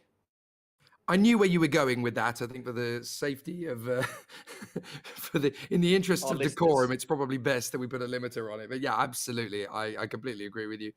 Great thing about this championship is that the drivers and the teams have such a huge passion for these cars. They want to be on the ragged edge, and that's, I guess, one of the reasons why we choose the circuits that we do. So we've had to reset the grid for a couple of absentees, I believe. So obviously that's going to just delay us a tiny bit, but not by a huge amount. Yeah, they lost a driver, so just waiting for him to come back. Not a problem, not a problem. So once the 21st member of the grid rejoins, then we'll be able to get ourselves underway. Nice opportunity for the drivers just to go out and find the limits a little bit more. Ludwig Askinis in the Sauber Mercedes. These cars were absolutely glorious in their heyday. And of course, it is the race car that gave us, in terms of the world discovery, of a certain driver called Michael Schumacher. I wonder whatever happened to him. Yes, I wonder what happened to him as well. Something along the lines of 7 world championships, one of the most iconic drivers in Formula One history. Of course, well, slightly going the way of maybe a new era of drivers, and possibly one new one in particular, of course, is Lewis Hamilton. But yes, Michael Schumacher started in the C11 Sauber, and his story of getting into Formula One with the Sauber team, or the Sauber Mercedes even, is very interesting, Jake, because of course, well, there was some cheeky fibs going on, wasn't there? Yes, there were indeed, wasn't it, that he said to Eddie Jordan, "Oh yeah, I know the circuit very well at Spa-Francorchamps. I've driven there many times. Had never driven a lap there in his life. Good man. Get yourself in there, absolutely. You tell a little white lie and it turns out to be a fantastic career. Absolutely brilliant. You have to do whatever it takes to get successful in life. And yeah, plenty of stories like that in the world of motor racing, but wonderful that it comes from the heart of the Group C era, that it's produced one of the most amazing legacies in motorsport history. So the drivers now making their way back to the starting grid. Ben Borman and Tom Lane going to be there on the front row of the starting grid. Magnus Dahlgren in the ME Jaguar will be there in 3rd position from Ross Smith in the Noon Racing Peugeot. We are definitely going to be in for an exciting battle once these 45 laps, including the formation lap, of course, get us underway. Lots of great battles, and of course the tactics and the strategy are also going to come into play. Yeah, and that's always something that we keep an eye on here as well, because strategies can be thrown out the window pretty fast as well. Of course, all the teams will come in, they'll sit down and they'll think, right, this is how I want to do the race, this is when I'm going to pit, and this is how exactly we do it. I'm going to have this much fuel, this many tyres, so on and so forth. But then we have things like yellow flags, stoppages, and various other things that come into play, and even longer fuel runs as well. Traffic is a major factor as well when it comes to these kind of races. Okay, this one might be a little bit different because most of the cars here are pretty much identical, bar the drivers behind the wheel, with experience playing a key role here. But when we have hypercar and GT racing, strategy is key. But even when we have, I'm not going to say single make because it's not, but all the cars are part of the same class essentially, although split up into 3 different ones, things still rely on strategy, and strategy is what gets you to the end of the race here. Now, if we look at the back of the grid, we have Abigail Mayday here. Of course, we mentioned her before. She's the first female to take the green flag in any VWSC sanctioned event, and she'll be the first one today. Well, she's already the first one to qualify officially. She will be the first one to complete a lap here as well, the VWSC Classic, in her Porsche 962. And I've got to say, I love the livery on this. It's so retro. It's such a 90s livery here as well. It's just black and there's some fun colors on it, and it reminds me of a photograph for some reason. But it's great to see that we've gone back all the way back to 1991, which is supposedly historic. And we have the throwback paint schemes as well on a lot of these cars as well. Not these complicated ones with designs thrown into them. No, they're simple, colourful, loud, and they look fantastic. With the first formation lap, the only formation lap, we're going to keep our fingers crossed for that. Don't want a repeat of what happened today in Austria. As we now working our way through Sector 2 here with Ben Borman, who leads the field. As Jake said before, it'll be a single file start here. Ben Borman, Tom Lane, Magnus Dahlgren, Ross Smith, and Brian Hall are your top 5. 21 drivers here will start the VWSC Historic, and hopefully in 44 laps time we'll have all 21. Yes, indeed. So Ben Borman and Tom Lane on the front row of the starting grid. Magnus Dahlgren and Ross Smith on the second in the Jaguar and Peugeot respectfully. Brian Hall Brothers Jaguar and the Jason Whitehead Storm Rider Nissan in P6. Then Ludwig Askinis and Paul J. Venter, George Angelidis and Philip Henrique. Then Neil Bullion and John Mayer from Stephen Miller and Barry DeMarzo, Eric Moyne and Peter Ryer. And then 17th will be Bruce Hopkins from Tom Mountjoy, Graham Duncan, Abigail Mayday and Oscar Dancourt. Drivers coming through out of the final turn up towards Woodcote, which is a corner, I suppose, but it's more of a kink than anything else. We wait for the drivers to come to the line. That is when they start accelerating. They don't do it until that point. They're obviously backing the field up a little bit so that we've got a very interesting start. So Ben Borman will start to accelerate at the right line, and here we go, up into position, and it's time to go racing in the Silverstone 230K. So Ben Borman leads into turn 1. The back end of the car was already starting to try and get a little bit loose. You've got to be so delicate on the throttle once you go through Copse Corner, because these tyres, while they are being warmed a little bit on the formation lap, still quite cold. You can see how loose these cars can get as they wander through Maggots and Beckett's and then onto the hanger straight. So Ben Borman leading the way from Lane, Dahlgren, Smith and Whitehead. And he really got a good start as well there as well. He looked like he was trying to back the field up, but Tom Lane wasn't having any of that. But it looks like Tom Lane has been jumped by Ben Borman, because it looks like now he's under pressure from Dahlgren at the moment. The gap we're showing is 1.9 seconds. However, it's a lot closer than that, because it's actually 0.3 of a second separating Magnus Dahlgren and Tom Lane. That is the back of the second position at the moment here. It's a little bit further back now to the Noon Racing and Ross Smith in 4th overall with Storm Rider Racing's Jason Whitehead tucked in behind him. But it looks like we've got one car that was slow off the line, because we've got 21 being shown way down through and just going through into Sector 2 now, and that was Oscar Dancourt, who unfortunately did not get the start that he wanted, and he's now dropped back from 20th at the moment. Abigail Mayday's jumped up 2 positions already, actually no, 1 position, because she started 20th, didn't she? Yes, she did. She's up into 19th now, so great start there for the first female driver ever to take the green flag here at the VWSC sanctioned event. As here is Ben Borman. He leads the field by already 2.5 seconds, and he's really going for it in these early stages. Probably not something that you want to do, because you don't want to use up all your tyres in the first lap.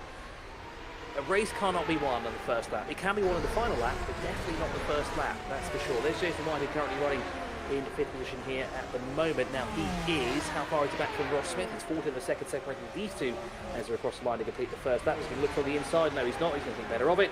Tucks in behind him, not close enough to make a move. Now, is there a car there off to the right-hand side on the exit of the pit lane? No, that might have just been the wall, but it kind of looked like it was a dark silhouette. I thought maybe we might have had somebody out already, but we haven't seen anything on the screen that anyone has gone out. Abigail Mayday's made up of yet another position here, with Bruce Hopkins losing. Actually, Graham Duncan that's lost out as well, down now, losing 2 positions in his Sauber Mercedes C11, as Ben Borman is really storming away with this lead at the moment. I was going to say victory. It's a little bit too early to count. You don't want to jinx that. Way too early. No, definitely not. Where's some wood? I need to touch it now. There.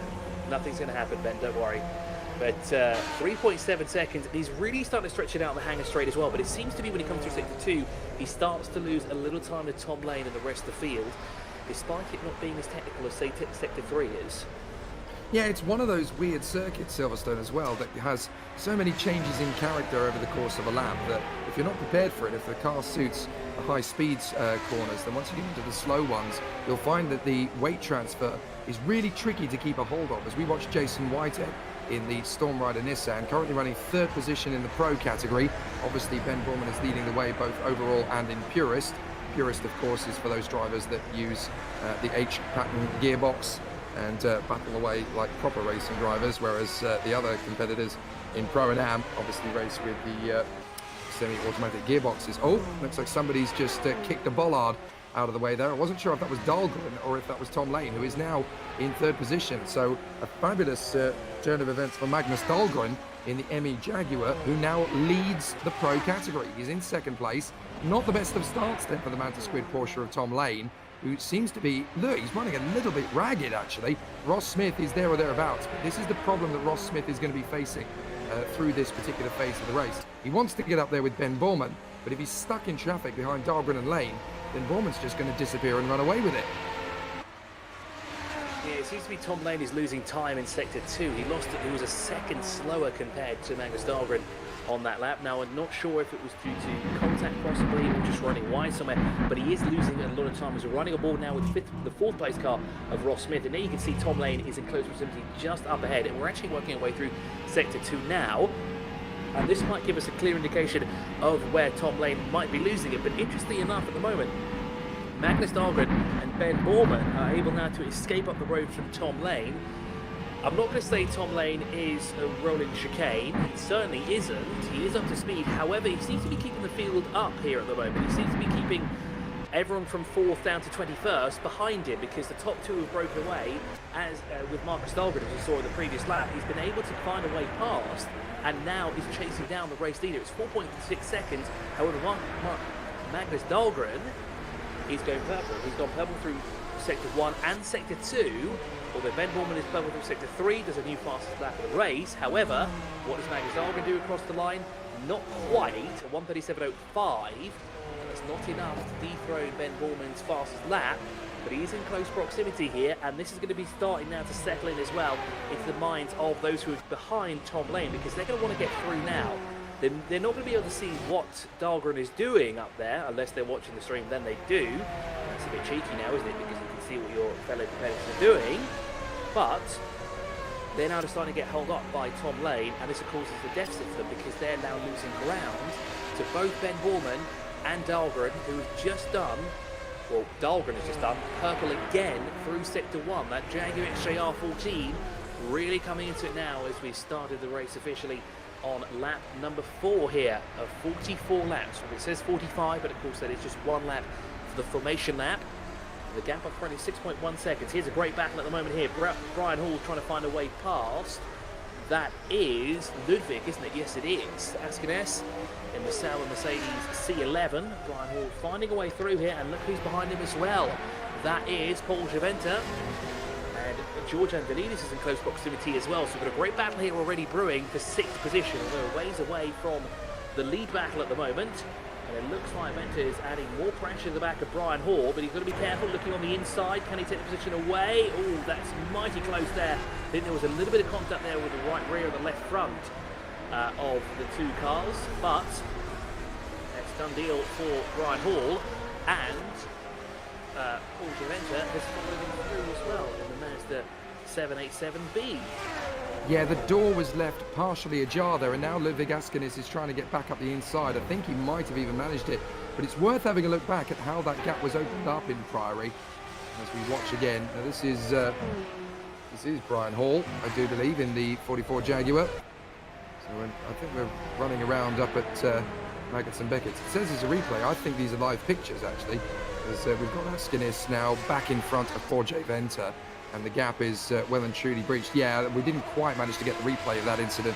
But the good thing is that now, essentially, the momentum is with Brian Hall. Having made that move, he's not going to get held up behind Askenis and Venter any longer. But Venter, having originally got past Ludwig Askenis, has now been able to get his way back through again once more. Now, for people who are watching this for the first time, you're probably thinking Silverstone doesn't look like that anymore. Well, to coin a phrase, it did in 91. So this is exactly how the Silverstone layout will be for these sort of events in Group C. As we watch Brian Hall trying to close up a little bit on Jason Whitehead as the racing lap continues here. And that is Jason Whitehead in the Storm Rider Nissan, the R90 CK car. He's going to be putting Ross Smith under more and more intense pressure, looking for a podium finish in the Pro category, 5th overall. And this is exactly what Ross Smith didn't want. He wanted to be out in clear air without having to worry too much about the pressure from other drivers. Look at the momentum that's been lost. Magnus Dahlgren has pulled 10 seconds clear of Tom Lane, who's struggling just to keep this car on the straight and narrow in terms of the raw pace. And now Ross Smith is 18.5 seconds away from the overall and Purist leader, Ben Borman, with the driver in 3rd position in the category all the way down the field. So Ross Smith is kind of in a rock and a hard place here in 4th position, desperately trying to make up as much gain as he possibly can. You've got George Andrelidis in 9th, and then of course you've got Peter Mayer all the way down in 15th of the 4 drivers in the Purist category. So it's going to be one of those long sort of races. Oh, and a big twitch there from Tom Lane. That could be the invitation for Ross Smith. As the car just washes out of Copse Corner, they go through to Maggots, through to Beckett. You try to be careful not to rest too much of the car out the full tilt on the curbs. As the car comes back through around, look, a lot of curve being used by Ross Smith. Jason Whitehead has to back out of the throttle a little bit. And this is an opportunity knocking for Brian Hall. It just seems to be that Tom Lane just isn't able to keep up with Dahlgren or Borman, because he's lost significant time. As you said, an 18.6 seconds back for Ben Borman already, and we're not even into the 10th lap of the race here. We've now got a four-way battle here for 3rd position overall, and this train is only going to get bigger because you can see the C11 in the background lurking. We've got there's Ludwig Askenis in the background, George Aventa, George Andrelidis, Philippe Henrique. We're going to have a battle here for 3rd again, and it seems to be Tom Lane is certainly the cork in the bottle. Ross Smith almost found a way through there, but hasn't quite got it yet. Now, I'm not sure if it's the car, because if you look at the cars that are in the top 10 at the moment, there is no other Porsche 962C at all. Tom Lane is the fastest of the 3 and the fastest of the Porsches, and the highest qualifier as well.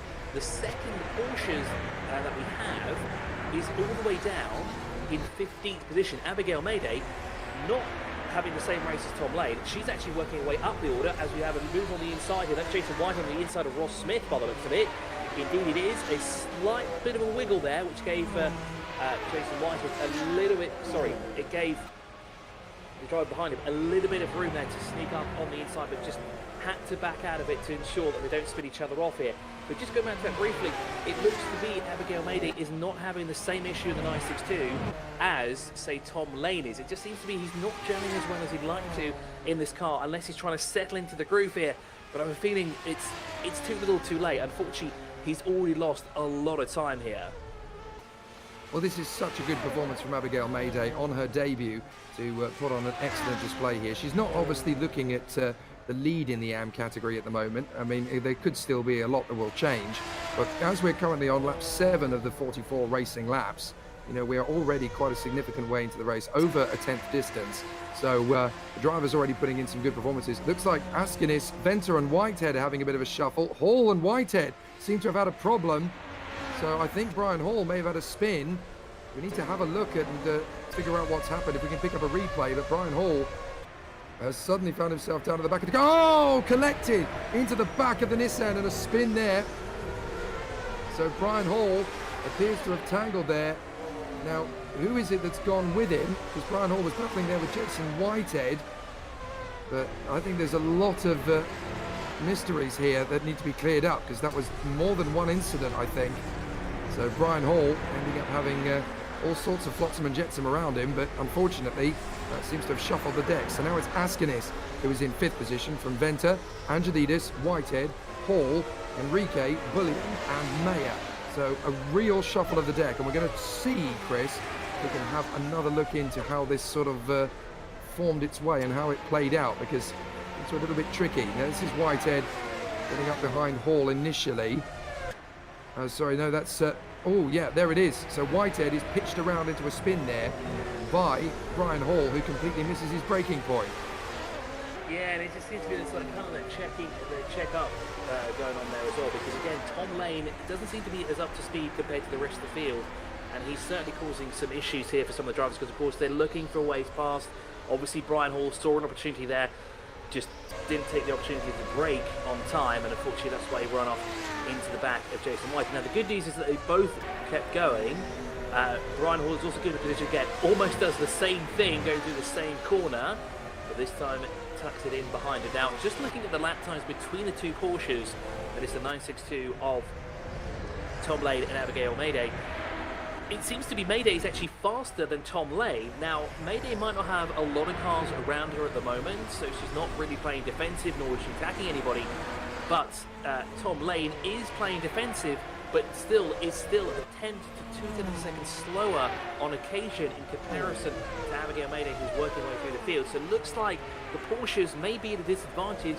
I'm just trying to figure out where exactly the car is having a disadvantage, because it doesn't seem to be on the straight, it seems to be possibly in the braking zones, because that's where we see these kind of things happen that we just saw with Jason Whitehead and Brian Hall. Because yes, they're 2 cars behind, but because they're looking at the battle in front of them as well, because they know what's at stake, they've got to find a way past Lane.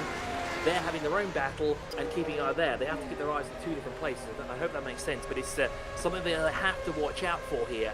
We'll keep looking at what's the issue here with Tom Lane, because I think it is possibly into the braking zones that he's having an issue. So that just shows you how tricky it is to keep these cars on the road, and it's once you start getting into the mix with drivers out there, it's not easy to keep a handle on the brake pedal, and obviously you've got a lot of acceleration in these cars, massive amount of torque as well, so these are tough racing cars to handle. So Ben Borman now 8.4 seconds clear of Magnus Dahlgren, who is looking good in the pro category to pick up his first win of the season. As we look at Niall Bullion in the logistical nightmare Mazda, his teammate obviously Paul Venter is just up the road from him, but some good battles all the way through. That's Philip Henrique who is just in front of him, and Niall Bullion in the logistical Mazda doing his best to continue to make steady progress of things as the race continues. And on the next lap, or the end of the next lap, the end of that 12, we will have completed 1/4 distance. Who's that spun? We've got a spinner. Now that is Brian Hall. Brian Hall's had an incident, so Brian Hall has spun it. That is a big disaster for Brian Hall. Would like to see what's happened, because that's not the first incident he's had of late. He's done it all by his own, so he may have done this by himself as well. May just overcooked it here a little bit.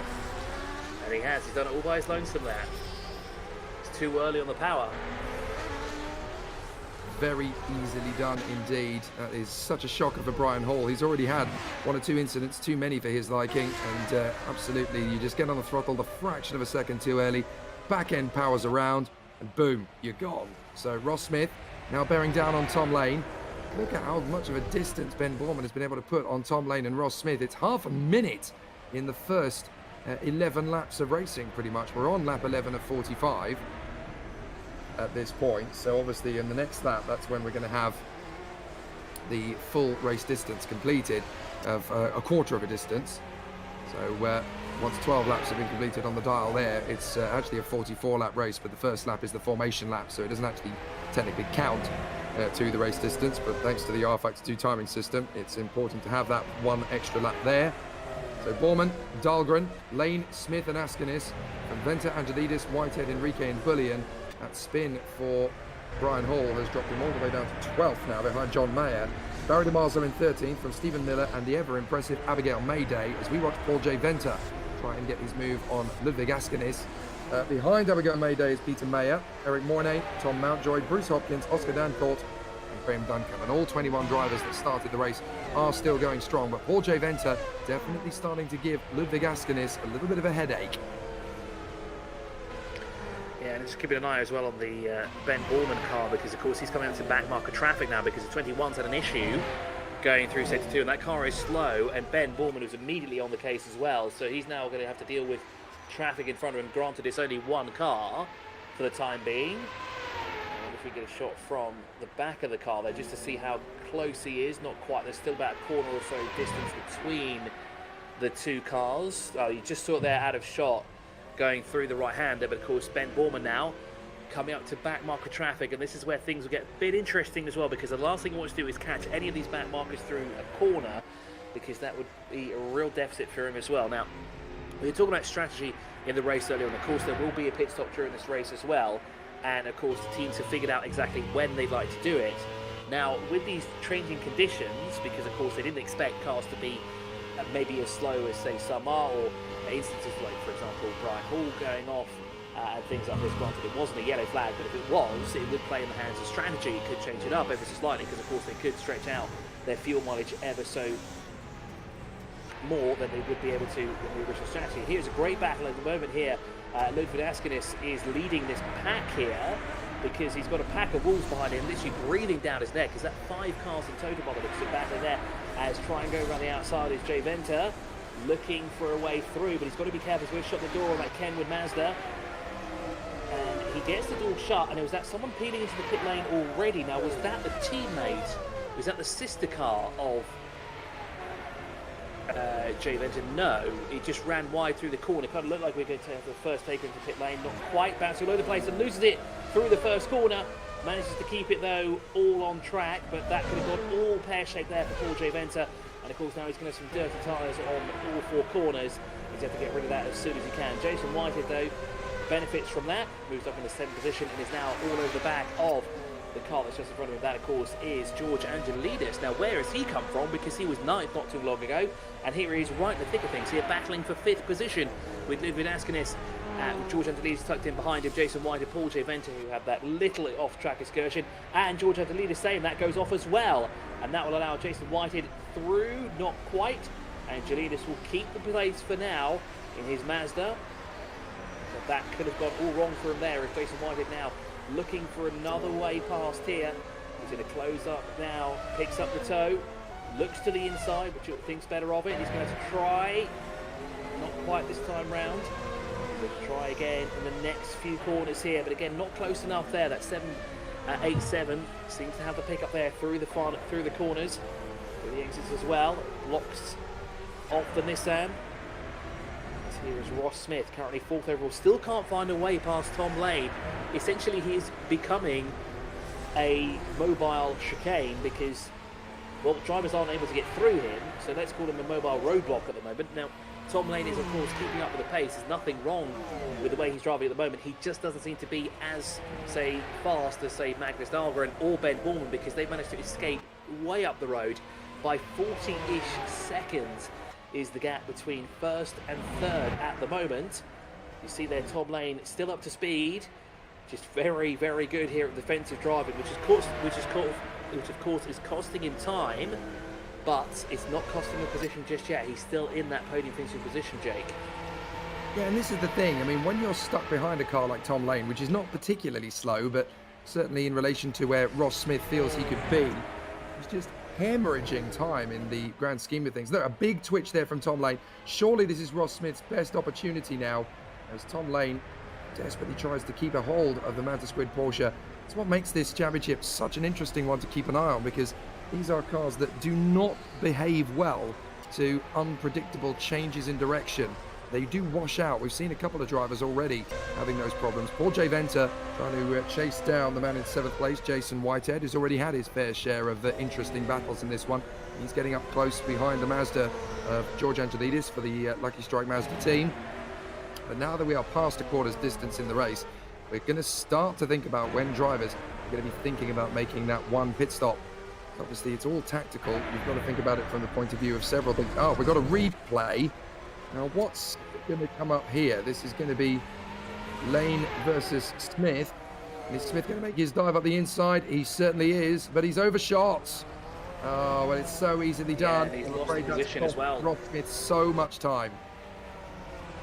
And this is where Ludwig got around the outside as well. I noticed that position change as well, because he's a little bit further back from this battle. I was thinking, how did Askinis take the position away from Ross Smith? So there is our answer, that unfortunately Ross Smith got the move done, but just couldn't brake in time, obviously, on the inside there. Now, of course, Tom Lane must have watched that, gone, right, he's going to outbrake himself. I can see this. I've got to be careful here because I don't want to take myself out either.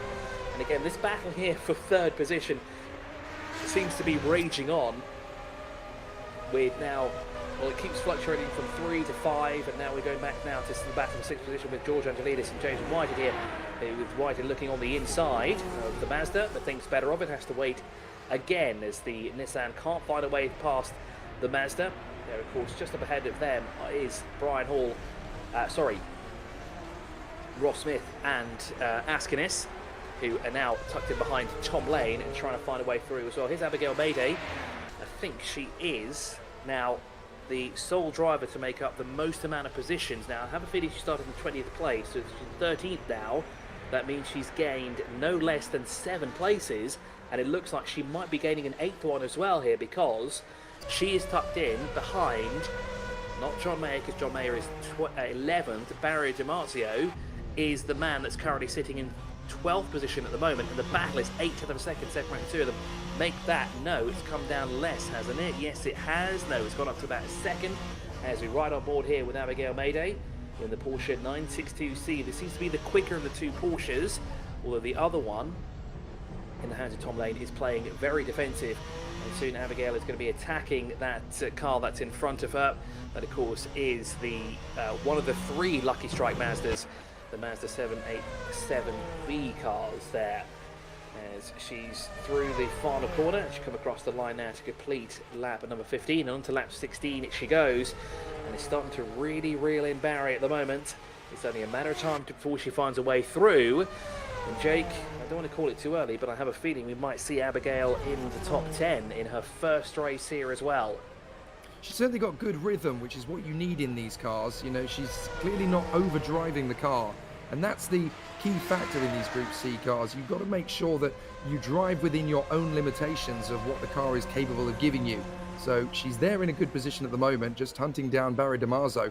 But I noticed that when she gets a driver within her sights, you know, she's not just sending it up the inside and hoping it's going to stick. She's good at intimidation. She's just good at placing the car. Look, she's not going for stupid overtaking moves here, Abigail Mayday. She's just putting herself into the firing line, into the blind spots of the car in front, putting the pressure on a driver. That's all you need to do, really, in these sports cars. You just got to be the person who's good at intimidating the car in front, and then they become unpredictable. You're able to drive around them. Look, that's a bit of a run wide. That's exactly what we're talking about. And this is going to be the perfect opportunity for Mayday. Round the outside. Perfect run from Abigail Mayday. That's exactly the advertising that we're trying to talk about with Barry DiMarzio. She just intimidates him, just puts her car in all the wrong places for DiMarzio to keep his concentration. And that's all Abigail Mayday needs to do. What a debut. Yeah, and I think the paint job having black is more than just a black paint scheme. It's also to put the fear in the back of the drivers that are in front of her. Now, it looked like we had our first take of the pit lane there, and I think that was Askinas that's gone in. Yes, it is, because he's tumbling down the order. So he's the first take of the pit lane, and he comes in on lap number 17, Molnick. So yes, he was just come across the line and complete the 17th lap. So first lap underway, sorry, first pit stop underway. Now that would mean, so if we're running 17 laps, that's not sort of the halfway point. So now I know we said we might have some of this playing out in the previous race that we did in, what was that, 2 weeks ago.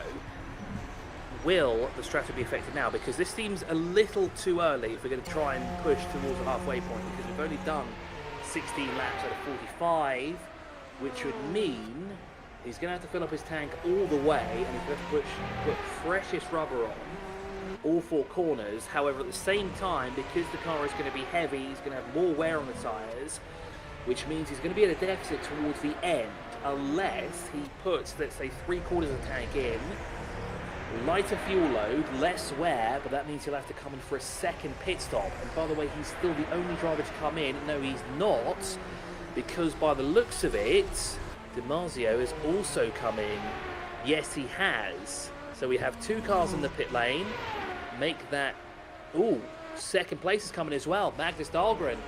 Emmy Racing is in the pit lane as well for in the Jaguar XJR. So unfortunately, the Jaguar will tumble down the order. Now, when do we see Ben Borman come in, I wonder? Because surely he must have used up more car than anybody else. The CP pit lane is getting rather busy. We see 2 of the sister cars come into the pit lane as well. George Angelidis is in. Noah Bullion is in. Paul J. Venter is in.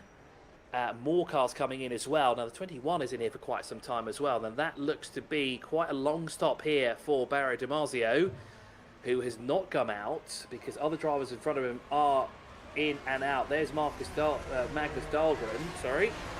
He, of course, will rejoin the track. around 10th position by the looks of it. Well, according to our sheet, yes, and he's lost a lap as well. So that's how much time you lose during a pit stop here. So the last thing you want to do is full of distraction. So this might be an interesting second half of the race here, because are they going to put as much fuel in, or are they going to try and do a second pit stop at a later stage and really go for it? Now, again, we were looking at this, we were trying to figure out what the driver's doing, because of course they don't want to tell us the strategies, because it will be blurted out live on the stream, and that gives the advantage to other drivers and teams, because they'll know exactly what their rivals are doing.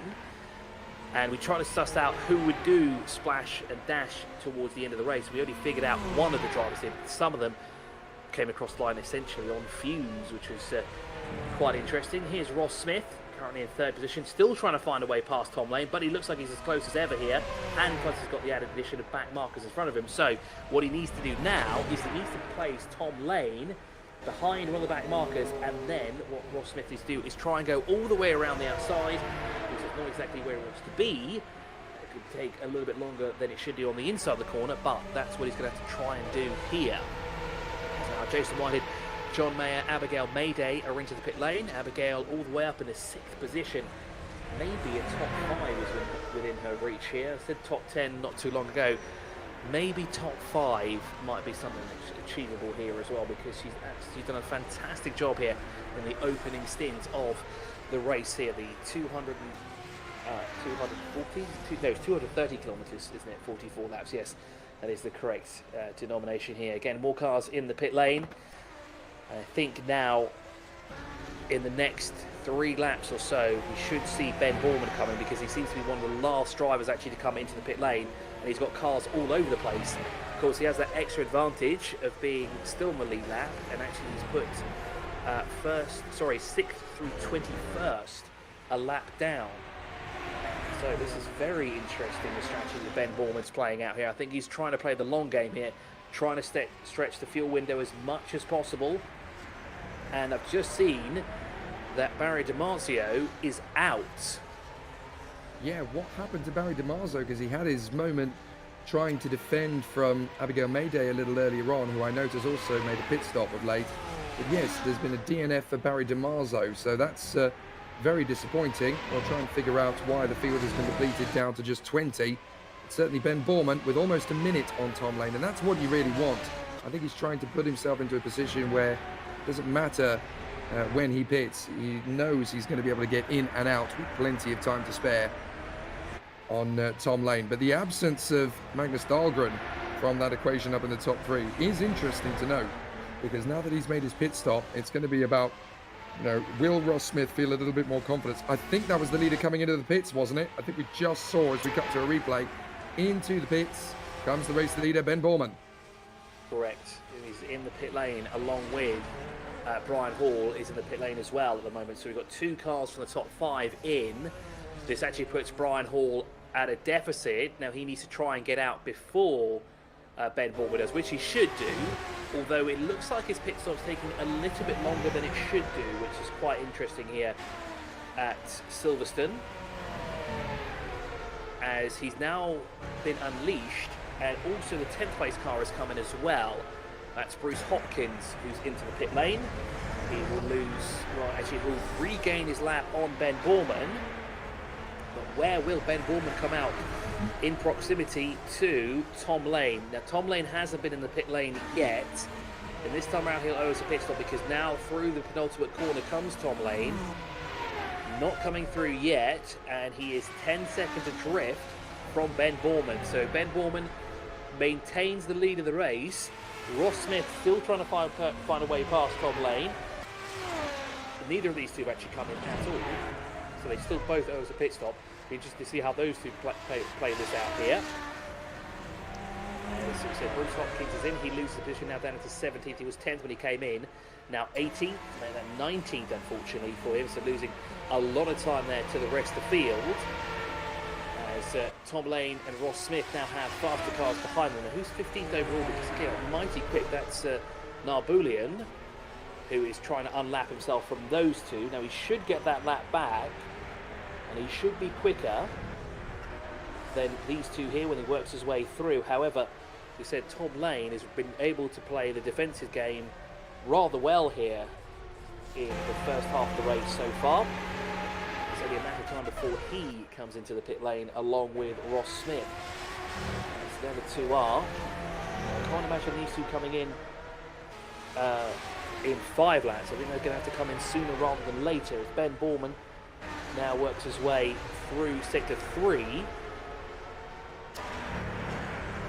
well, he's across the line momentarily, but we keep a close eye on these two now. Surely they must come in soon enough. Not yet. It looks like they're going to stretch it out as far as they can. Or is that Tom Lane that's come through? No, it's not. These two are really stretching out. No, scrap that. Ross Smith is in. Tom Lane stays out. Now, how far can Tom Lane go with the rest of the field? Does the 962 have better fuel mileage and less wear on the tyres compared to the other one? That was Jay Venter, so they're going to get a little bit squirrely through the first corner. But of course, to unlap himself as well. Here's Oscar Dancourt up into 9th position at the moment. I have a feeling Oscar Dancourt has not come into the pit lane though. I'll explain why he's in the top 10. Yes, he's not done a 2-minute lap yet. Because if he's done a 2-minute lap, that would mean he's been in and out of the pit lane. And he's not done it, but he's not up to speed either. 1:43.556 last time round. It's an improvement so far. The lap before that was a 1:46.395. Showing as a lap down currently from Ben Borman. With Tom Lane still running in second now. I do want to know how long Tom Lane can stay out, because he's working his way through sector 2 and he is one of the last cars to come into the pit lane. He's really pushing it here, and surely that car must be running on fumes at the moment, because if Ross Smith has come in, it would mean Tom Lane should come in momentarily. Now, 9th place car has come in. Oscar Dancourt, as you said, is not coming to the pit lane, comes in now. Does that 2nd place car, there it is again, it's Tom Lane. He's 10 seconds adrift from Ben Borman at the moment. Not gaining, but not losing a lot of time, and he's not coming again. I think he's trying to stretch this to the end of lap 23, you know. I think that's where he's trying to... I think he's trying to go exactly half distance so that he can be safe, but he's pushing it quite a long way here into the race. And although, maybe having said that, we know that the Porsche can be a little bit more frugal on its fuel. We've seen that in a couple of the races prior to this. But if you look after the fuel... if you look after the fuel consumption through the course of the race, you might be able to buy yourself another additional couple of laps. We were wondering what had happened to Barry DiMarzo and why he was out of the race. I can tell you that he had a steering wheel failure. So the steering wheel actually broke while he was at the wheel. So it's a physical snap of the steering wheel, of all the weird things to have happened during the course of a race. But I'm afraid Barry DiMarzo out of the race, and that's literally a hardware failure, never mind a software failure. So big problems there for Barry DiMarzo. Hopefully he can get himself another wheel in time for the next round of the championship, but that really couldn't have ended in a more cataclysmically difficult way, as poor Jay Venter now finds himself tucked up behind George Angelidis. Ludwig Askanis is the car just in front of them on the racetrack, but on the road itself they've obviously got, I think, Ben Borman having just lapped them. So good opportunity there for him to continue his pace throughout. But here is Tom Lane, and this is going to be the big mystery now, Chris, as to when Tom Lane comes into the pits. This is going to define the strategy as far as the Manta Squid crew are concerned. Ben Borman already going through. He's going to just try and continue to extend that lead just in case he needs a splash and dash before the end. But is Tom Lane coming bang on? No, he's not. He's going to continue on and try and stretch that fuel tank just a little bit further. So maybe keeping everyone at bay at the beginning, Jade, was all strategy, because he did keep up a lot of people. And looking at this lap here, he was gaining on Ben Borman. Granted, Ben Borman is stuck in traffic at the moment, but he was gaining from time to time. And with Tom Lane acting as the roadblock, essentially, and keeping a lot of drivers at bay, was he already saving fuel from lap 1? As Jake said, the Porsche is a lot more frugal when it comes to sipping petrol compared to the other cars that we have on track, as Magnus Dahlgren goes quick again through Sector 2. He's been doing purples actually the past couple of laps that we haven't picked up on, as he's currently across the line now. Doesn't improve the race best, but is still going strong. But this strategy that Tom Lane basically throws everybody's notes out of the window, because he's stretching it more than halfway. if he can go this far, how far can he actually go? Because of course, assuming he's come in with a full tank of fuel, he's really stretching it out here, which means he could probably put less petrol in here when he comes in. No doubt he will put a full tank in, but he could theoretically put less in and then try and have a really light car to go all the way to the end, because we've got more takers in the pit lane as well, as Tom Mountjoy is coming as well. He's also left it quite late, and conveniently enough, he's also in a Porsche 962, as is Eric Monet as well, are in Porsches, so they've also left it quite late too. Now, Lane is coming through. It looks like he's going slower than he should do, and he's coming into the pit lane this time round. Thought so. He couldn't have gone any longer with the other Porsches coming in. Tom had to have come in now, but this has certainly not played in his favour at all, because he's going to lose heaps of time. He's not going to lose 10, 20 seconds. He could lose an entire lap here to the race leader of Ben Borman, who's currently working his way through Sector 1. Magnus Dahlgren is working his way through Sector 3, so he'll retake second. But how far back is Tom Lane going to lose now this time round with this strategy? Of course, he may have the upper hand if drivers decide to come in and do a second pit stop. So I think that's what Tom Lane is currently banking on.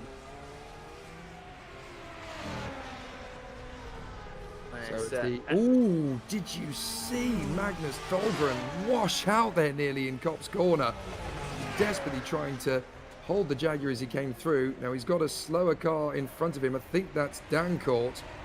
He's trying to get out of the way of.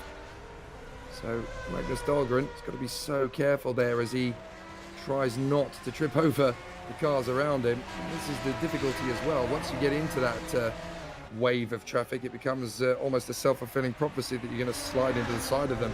But this is really impressive from Magnus Dahlgren. We haven't really seen him in a consistent manner over the course of Group C so far this season. So for him to come in at Silverstone and to really show his flair, it's absolutely astonishing, as the ME Racing Jaguar driver has been able to pick up the mantle straight away. And with 20 laps to go, he is looking so cool and confident in the lead of the Pro class. This is probably even more impressive than Ben Borman, because once Borman gets into the lead of the race, none of the other drivers are likely to see which way he went. But for Dahlgren, who has yet to pick up his first pro win, this is making him look like he's been at this for years and years without a break in between. As poor Jay Venter still putting George Angelidis under massive pressure. Angelidis drifting out wide through Beckett's. This could be the opportunity poor Jay Venter's been looking for. Angelidis trying to cover the curb as he comes through. And look, poor Jay Venter's desperately trying to get slipstream. I think it's because the Lucky Strike Mazda just a little bit quicker than the Logistical Nightmare car. Maybe he's just got it set up for a little bit more speed. But look, he's having to pull a much wider line to keep poor Jay Venter at bay. Poor Jay Venter's had enough of this. He's going to try a late braking maneuver. He has to bail out of it last minute. But he's trying the same tactic that we saw from Abigail Mayday, just intimidation, in the hope that George Angelidis is going to miss his braking point. This is really, really solid. And speaking of Abigail Mayday, look who's in the background behind Angelidis and poor Jay Venter. Just like the Jaws theme, it is a very, very hungry Abigail Mayday who is looking to have a go at the opposition. Yeah, she's certainly lurking once again here, and she knows what's happening in front of her at the moment as well, because George Angelidis and Venter are currently holding one another up, because of course one has to attack, one has to defend, and this slows the two down. They're not obviously working in tandem to catch up to the rest of the pack up ahead, and this of course is playing in the hands of this lady right here, Abigail Mayday, who's just biding her time. As we've seen this before, she kind of stalks her prey from a few corners behind, slowly creeps up, just waits for them to make a small mistake, and then she sneaks up on the inside. And I think she's going to try and get 2 for 1 here, Jake, by the looks of it. But looking elsewhere, Tom Lane, unfortunately from second on track during the pit stop cycle, has gone all the way down to 7th, so he's lost 5 positions. So very interesting strategy played out there. I do wonder if he's trying to figure out if anybody else is going to do more than 1 pit stop, because I don't think he's going to do it, and neither of the other Porsches either. Maybe Mayday might do a second pit stop, but as we've seen before, the Porsches are pretty good when it comes to fuel economy here. They do really lightly sip it there, especially as they can do 3 to 4 laps longer than any other car here in the VWSC historics here, with the Porsches, the Mazdas, the Sauber Mercedes, the Jaguars, the Nissans, and of course the Peugeot, because of course the Peugeot is out in front, the 905, by 36 seconds. made that even more. It's almost a minute separating Ben Borman and Magnus Dahlgren at the moment. The Jaguar currently sitting in second. Ross Smith in the second of the Peugeots in the 905 for Noon Racing. In third position, Jason Whitehead is the Storm Rider Racing. A strong performance here so far as well, looking to control the lead in the championship as well for the teams going into this race. And Brian Hall rounding out the top 5 of the Hall Brothers Racing Jaguar XJR. Ludwig Askinis in the Sauber Mercedes run 6th with Tom Lane. The Mantis Squid Porsche 962 running 7th. Then we've got 2 of the Mazdas. We've got Mazda 787B from Lucky Strike Mazda with George Angelidis behind the wheel, with Paul Venter in 9th, and an Abigail Mayday, who is stalking her prey at the moment by 3 seconds, rounds out the top 10. And this is the prey that she's currently stalking at the moment as well.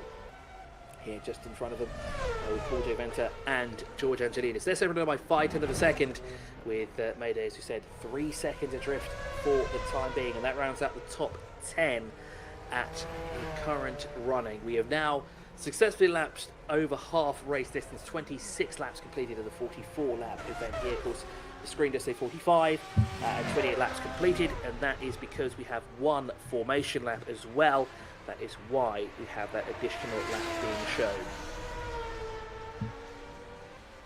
So there is John Mayer in the Lucky Strike Mazda, still very much a competitor up at the top end of his game as he is trying to get a decent result in the AM category. But what a fascinating battle this is turning into at Silverstone. We've only got, if we count the very lap that we're on, we've only got 18 laps remaining. And this race is ticking on at quite a pace, actually. The laps are getting away very quickly from us. Stephen Miller just in front of John Mayer there. And now this is the battle again between Angelidis and Venter. Venter already hustling the back of George Angelidis every single corner. Angelidis is trying desperately to throw Venter off the scent. Look, Venter just washing out on the throttle, getting desperate behind George Angelidis, really hoping for an opportunity to stick the throttle in and hope for a better acceleration off the corner. But it is so tricky for Venter to hold on here behind Angelidis. Yeah, and going back to how fast this race is going, it's because Ben Borman is in 1992 already. That's why it's gone by so fast, with almost a minute of a gap between himself and Magnus Dahlgren in the Peugeot 905, and that gap just keeps extending. Now, interesting enough, with these two battling here at the moment, they seem to be gaining time actually on Abigail Mayday, because she's slipping back to around 4-ish seconds behind. Now, nothing to worry about behind her at the moment, as Neil Bullion is also 4 seconds back, but she seems to be losing time for some reason, and she's losing almost a second a lap at the moment behind these two. She was stalking them. Now, interesting enough, somebody has dropped out of the top 10, because we had Ben Borman, Magnus Dahlgren, Ross Smith, Jason Whitehead, Brian Hall has gone missing. Now, what has happened to Brian Hall? He's down in 14th position. Now, he was certainly circulating the top 14. What has happened and where has it happened is the bigger question. I think we're going to get a replay now. What happened to Brian Hall? Oh, he's coming to the pit lane. I think he's. Do you know what? I wonder if he's had a drive-through. I know it's just a normal pit stop, so I wonder if he's had to sort out damage, because he spun earlier in the race, if you remember. So he's dropped back. Maybe this is just a really, really late pit stop for Brian Hall, because he's so out of the rotation compared to everybody else. And it appears as well that we have Oscar Dancourt in the pit lane as well, by the looks of it, because now the 20th place car overall is in, and is one of the Porsche 962s as well. Now, not sure how he's coming, because we haven't seen much of Oscar Dancourt. He was circulating in the top 10 during the pit stop cycle. I think we get a replay of what happened. Indeed we do.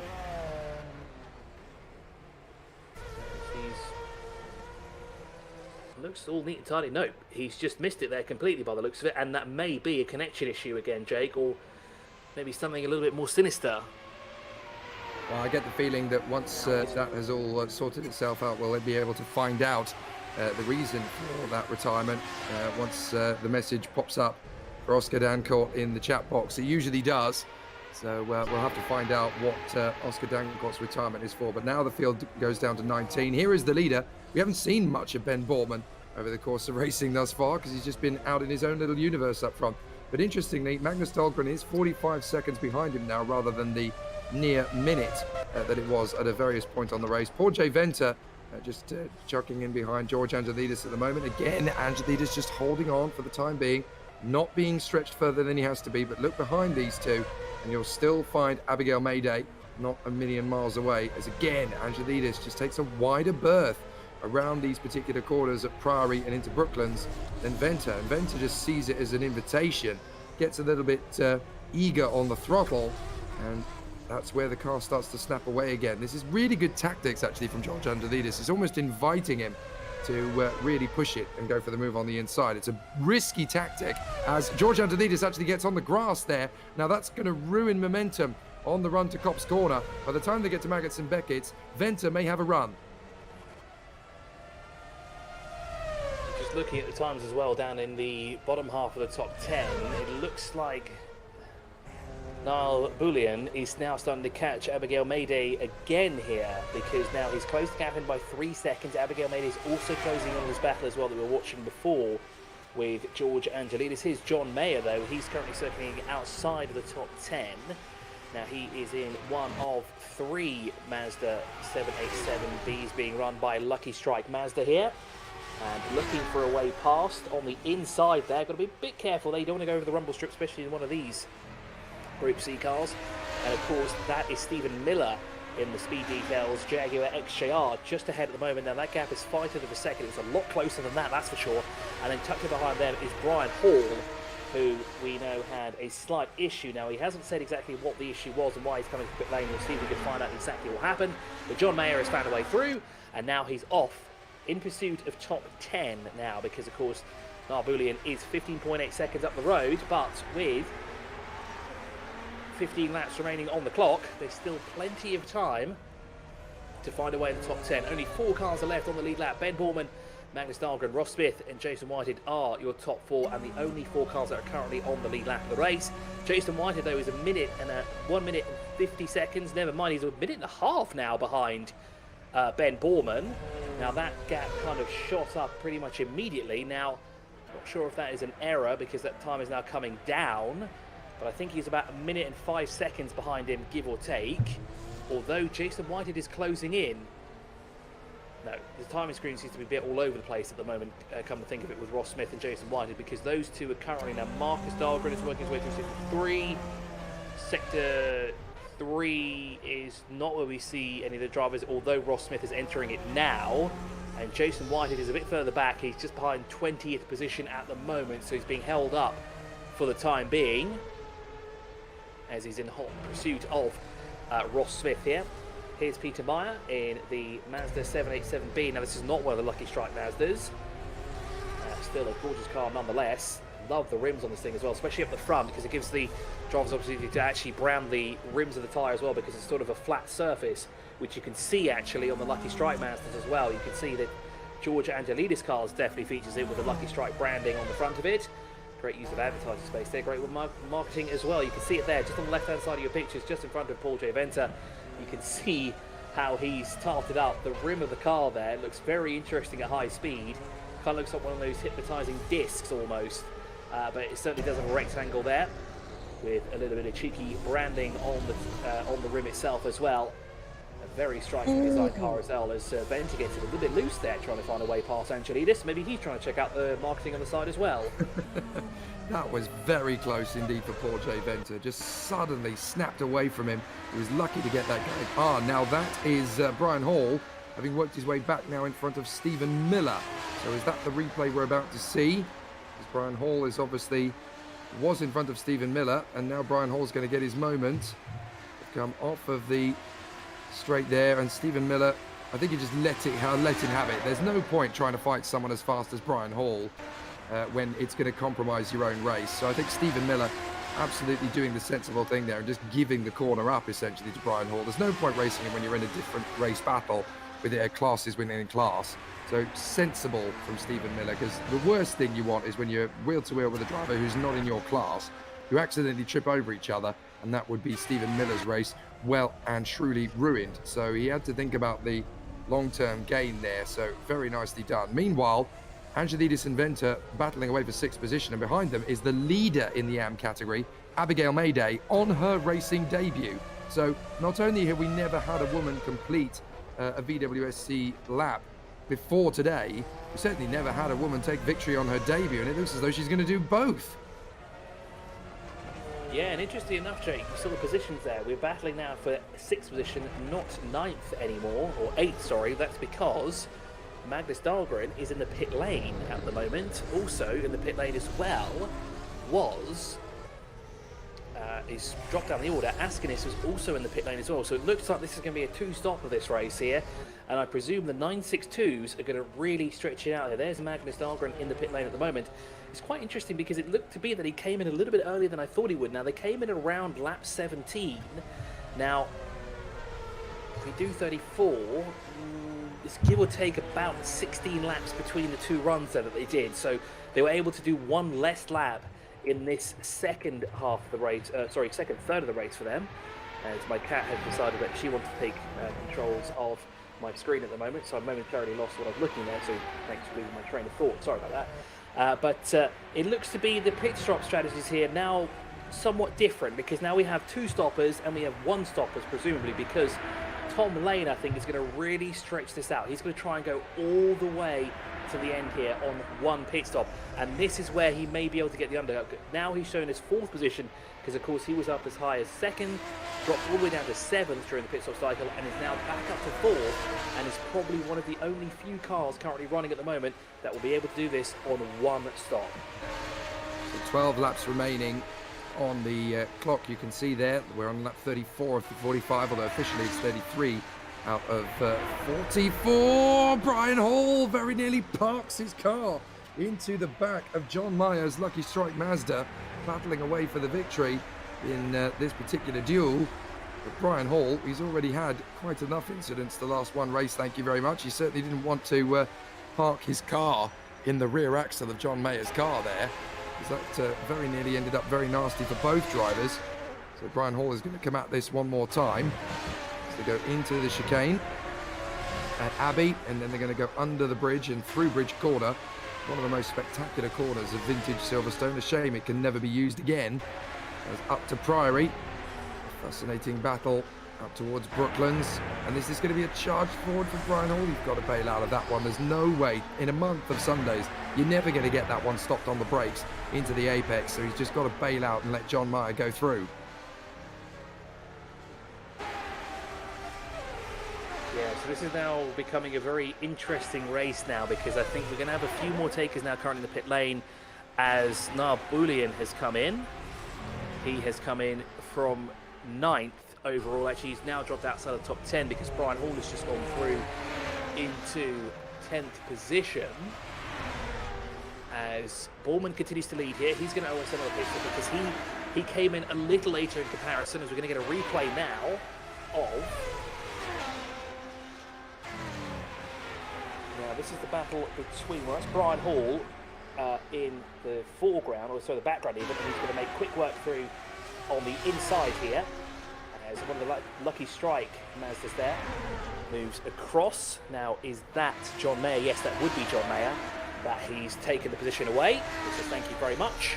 And off I go again. That kind of looked like, well, you don't really want to hold up someone like Brian Hall, a very rapid racer indeed. Last thing you want to do is keep him behind you, because he's just going to keep applying the pressure and probably spook you enough to cause you to go off. So that looked like he kind of moved out of the way here, as more cars coming into the pit lane. It's Paul Venter and George Angelidis as well as coming into the pit lane. Both of them coming in the exact same time. Of course, these two were locked in battle. They came in from 5th and 6th respectively on track, and that was a battle for 5th. And look at Abigail Mayday. She will now take 6th position. Granted, I thought she'd take 5th because Magnus Dahlgren has just taken 5th position, but Abigail Mayday could certainly be here with a shot at the top 5 finish in her first straight, and how impressive that would be in the Porsche 962. Now, she, of all the Porsche 962 drivers, was one of the first to come in, and now with the second pit stop cycle currently underway, it'll be interesting to see where she comes out, or is she going to now be a little bit more frugal with fuel consumption compared to the rest of the drivers around her. Here's Askinis. He was the first of our top 10 to come into the pit stop. There was a That looked to be one of the Mazdas going off wide. Yes, it is. There's a Mazda 787B, excuse me, off It's track. Peter Mayer. Now, It's Peter Mayer that's gone off, Chris. It is indeed. Now, what's happened here? Has he run out of fuel, or has he just got it wrong? Seems to be still circulating. Well, there is the Mercedes of Askenes, and here is the Mazda. Now, let's see. It looks to me like he just got it all wrong. Car doesn't seem to be slowing down through the corners, so it's not a fuel radiator. Nope, just lost it there through the corner, and that is rather unfortunate. Almost knocked over the cameraman, I have to say. Very, very impressive that he managed to avoid it. But yeah, Peter Mayer, bit of an incident there as he continues down the hangar straight. He has recovered from that little moment on the grass, the fastest Wankel-engined lawnmower I've ever seen, as Jason Whitehead comes into the pits behind Dahlgren.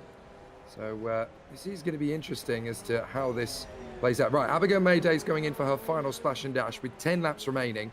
So this is going to drop her back out of the top 6. But tactically, this might actually be the faster way for the Porsche 962 driver. She's going to drop out of the top 6 here without any problem at all, sadly. But the way that she's going to be on a lighter fuel strategy, potentially with another opportunity to climb her way back up in the remaining 10 laps, this might actually work out to be the fastest way. And of course, some of the drivers that are behind her and in front of her actually have to come in and give us another pit stop as well. Jason Whitehead, Brian Hall, John Mayer needs to come in, as does Eric Monet as well, because I think he's going to get past her now. As George Angelidis goes past her, no, she will stay within the top 10 here, which is great news for her, because the car behind her, although it is coming at speed now through the first corner, he owes us a pit stop because he's not come in for the second time. So the second cycle is underway. And as I said, the car that I'm going to keep a very close eye on is Tom Lane, plus a few of the other 962s as well, to see how much they can push it. Here's Tom Mountjoy. I haven't seen much of him in the Golf liveried, or should we say inspired livery from the Golf colours there, with the orange and signature blue on the Porsche 962C. This, of course, is one of the other cars as well that actually really left it towards the last laps of the cycle to come in and top up the fuel tank, and presumably he will do it again here, because we're on lap number 36 of 44. That will leave us with 8 laps of racing to go. Did Tom Lane really stretch it out by 8 laps to the good? I'm quite sure he did at least 5 to 6 laps more than anybody else did on the first cycle. So is he going to push it towards the end? We'll have to wait and see. Because of course Ben Borman's going to come in and do a pit stop. He also left it a little later compared to other ones. I think it was about 3 laps later compared to drivers behind him, including Ross Smith.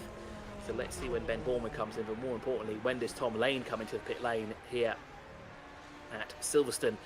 John Mayer is in the leading Lucky Strike Mazda 787B, but of course George Angelidis will retake the lead in the Lucky Strike Mazdas there in flying formation, essentially, because they're all, well, at least 2 of them there are riding together. But John Mayer will lose out now to Abigail Mayday and Eric Monet, who will take 8th and 9th respectively, and it looks like Askenes will retake his place in the top 10 as well, as he finds a way past John Mayer, where he's currently in the pit lane. Here is Ross Smith in the Peugeot 905. He will owe us another pit stop in due time, but when he comes in is the better question. Of course, now 6 laps to go this time round. We'll see when some of these cars come in, because I think it's going to be a real splash and dash towards the end. We're going to really see them come in about lap 42, lap 43. Pretty impressive for one coming in lap 44 and still managed to finish exactly where they were, despite now 6 cars being on the lead lap. So 1 car actually got back on the lead lap, Brian Hall did. So it's been a fantastic job from Brian Hall, because of course he had drama early on, not once but twice. Went off, missed his braking point, and has managed to recover pretty well, and is now into the top 6 once again here. Granted, he is a minute behind Jason Whitehead, but it's still showing that he's technically on the lead lap here, as Magnus Dahlgren, who is currently in 4th position, purple through the first sector here, and is charging pretty hard here. He's only 8th of a second behind Ross Smith at the moment. So we're looking at Ben Borman.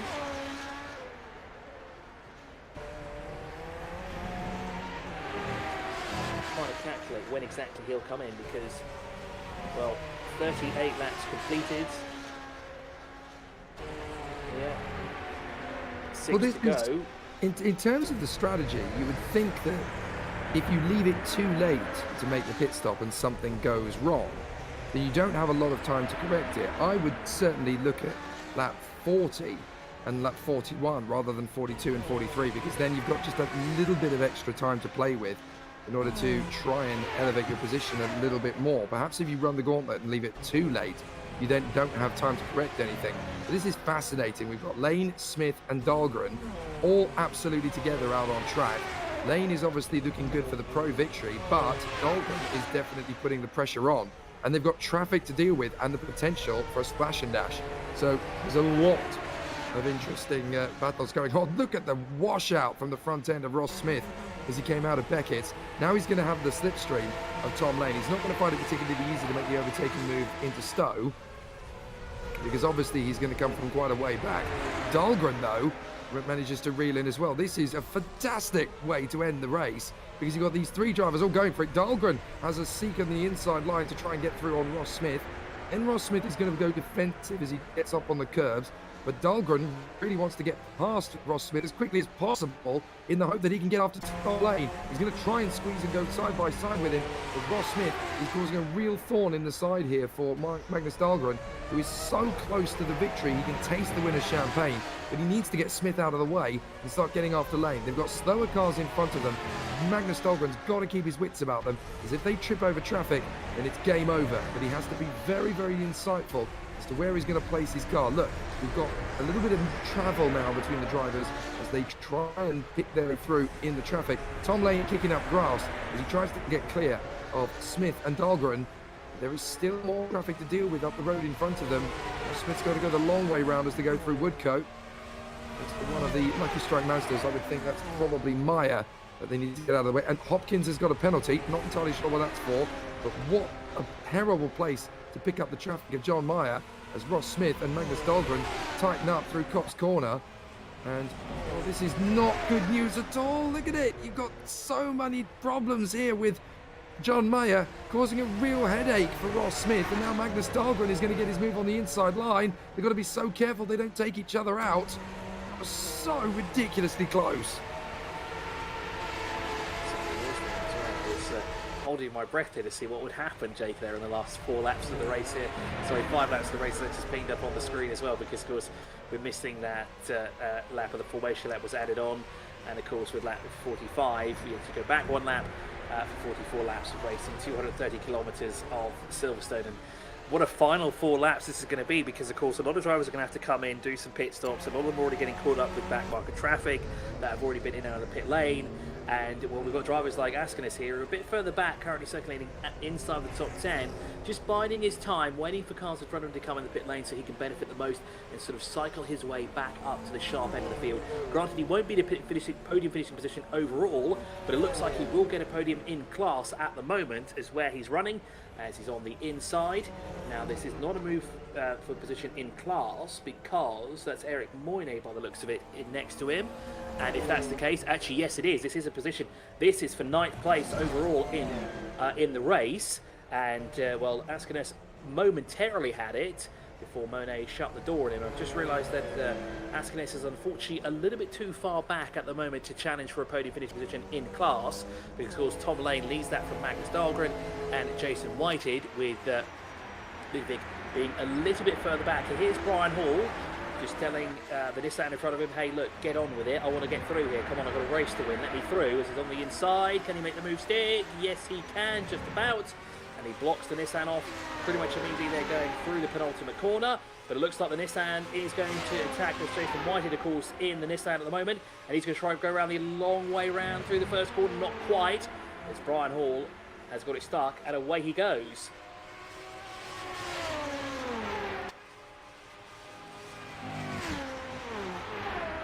So nicely handled so far by Brian Hall. But here's that battle again for 2nd position. This is Lane, Smith and Dahlgren.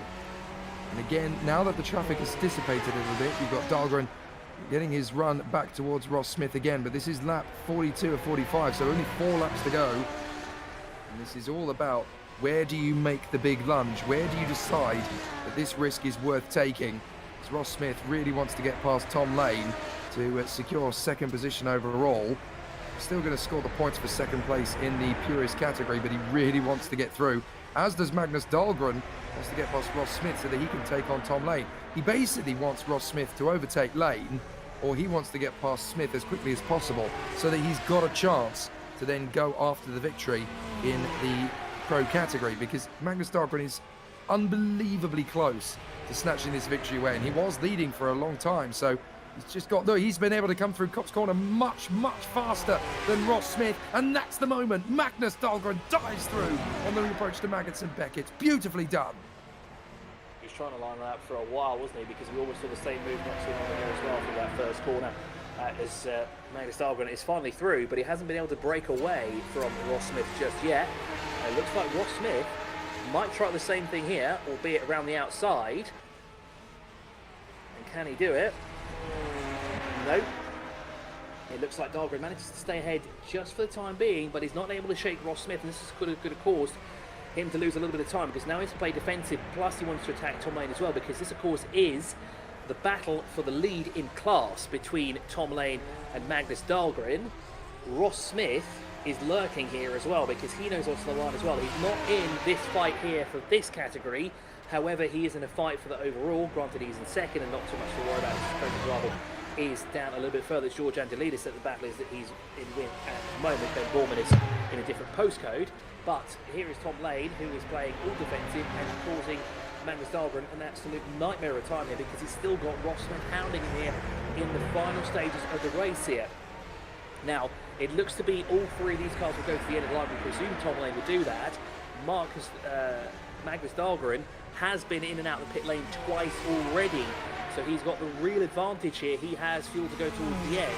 It might be Ross Smith that might go to the end on fumes here, so he's going to be very careful not to use up all of his car now in the final 2 laps of the race here, because things are getting dicey again. Here we are through the first corner. Round the outside goes Magnus Dahlgren. Almost collects Tom Lane as he shuts the door on him, but kept it off there, was very late on the brakes, and managed to move it off. Looks like Tom Lane gets a bit loose there through the corner, and that's given Dahlgren the advantage, because here he comes on the inside yet again. But it looks like that Tom Lane car has the speed advantage by the looks of it, and here comes Ross Smith as well. He knows exactly what he's got to do here. He's going to try around the outside again, but thinks better of it because he can't go all the way around the long way either. And he has to settle once again into third place in this train. Dahlgren looking on the inside again, but just not close enough to make a move on Tom Lane here. We've got 2 laps to go here for Ben Borman, our race leader. And where is Borman? Well, he's working his way through Sector 2, so he's just pretty much started this penultimate lap of the race here. But who is it going to be? Second across the line, excuse me, because we've got this great battle brewing here, Jake. This is so tense as Magnus Dahlgren looks for his opportunity. Thought he could try it into bridge on the penultimate lap. He has an opportunity now to dive through on the inside. Tom Lane is not giving in any space whatsoever. So Dahlgren tries again. Got to come right round the outside. Oh, there is not a lot of room to manoeuvre. He's had to back out of it by quite a long way, actually. But I think he's going to try one last trick in the book. So obviously our leader, Ben Borman, is already on lap 44. These 3 are just going on to lap 44 now, so they've got 2 laps more to do this dance around the Silverstone circuit. And here comes the move from Ross Smith. Thinks about it, and Magnus Dahlgren does not give him any room. And Tom Lane losing the car through Copse Corner. Surely now this is it for Magnus Dahlgren. He dives through, gets up side by side into Magnussen Beckett, and Magnus Dahlgren takes the lead. Brilliantly timed. Yes, very interesting there to have that mistake there on the penultimate lap as well for Tom Lane. It just got a little bit loose there, and unfortunately just lost it out there, and that was a perfect opportunity for Dahlgren as he moves now on the inside of back marker. That was Mountjoy there on the inside, but looks like Tom Lane's going to fight back here. He knows that he can retake second overall and the lead in class as well, because of course this is the battle for the lead in the category as well, and it's going to go all the way down to the wire, Jake, here, because on the inside goes Tom Lane as the nose cone almost gets clipped by Dahlgren there, and this is going to go all the way down to the final lap of the race, because our race leader Ben Borman has gone through and has started the final lap of the race here. in a completely different postcode. He is a minute up the road from this battle right here, but this battle is just 1.6 seconds separating 3 cars, and there's traffic to play here as well, because of course traffic behind, traffic in front, slower cars all over the place. This is going to play in the hands of the cars that are further behind here in this sort of pack here, and this might be what Ross Smith needs, because of course the first cars to encounter the slower cars are the ones that are in front. So that means Dahlgren and Lane will meet those cars first, giving Ross Smith the advantage, because he knows he can watch what's going on ahead and just hope that something small, ever so slightly, a missed braking opportunity, even a slight touch, as we ride on board with Ross Smith, can give him the advantage. And here he is on the inside again. Sorry, this is the outside of Tom Lane. You can see, oh, he's all off the grass. That was all 4 wheels off the grass there. Now, is that an advantage gained? I don't think so. But it's almost like, oh, and there's a tap there, and Tom Lane goes round on the last lap of the race. And things just got far too heated. Yeah, Tom Lane just, unfortunately, there was no chance for Ross Smith to get out of the throttle. Once he committed to it, that was it. And I'm afraid that is a very dramatic way for this race to end. Look at it again. As Ross Smith commits, and he just washes out just the slightest love tap. That's enough to pitch Tom Lane into a spin in the Manta Squid Porsche.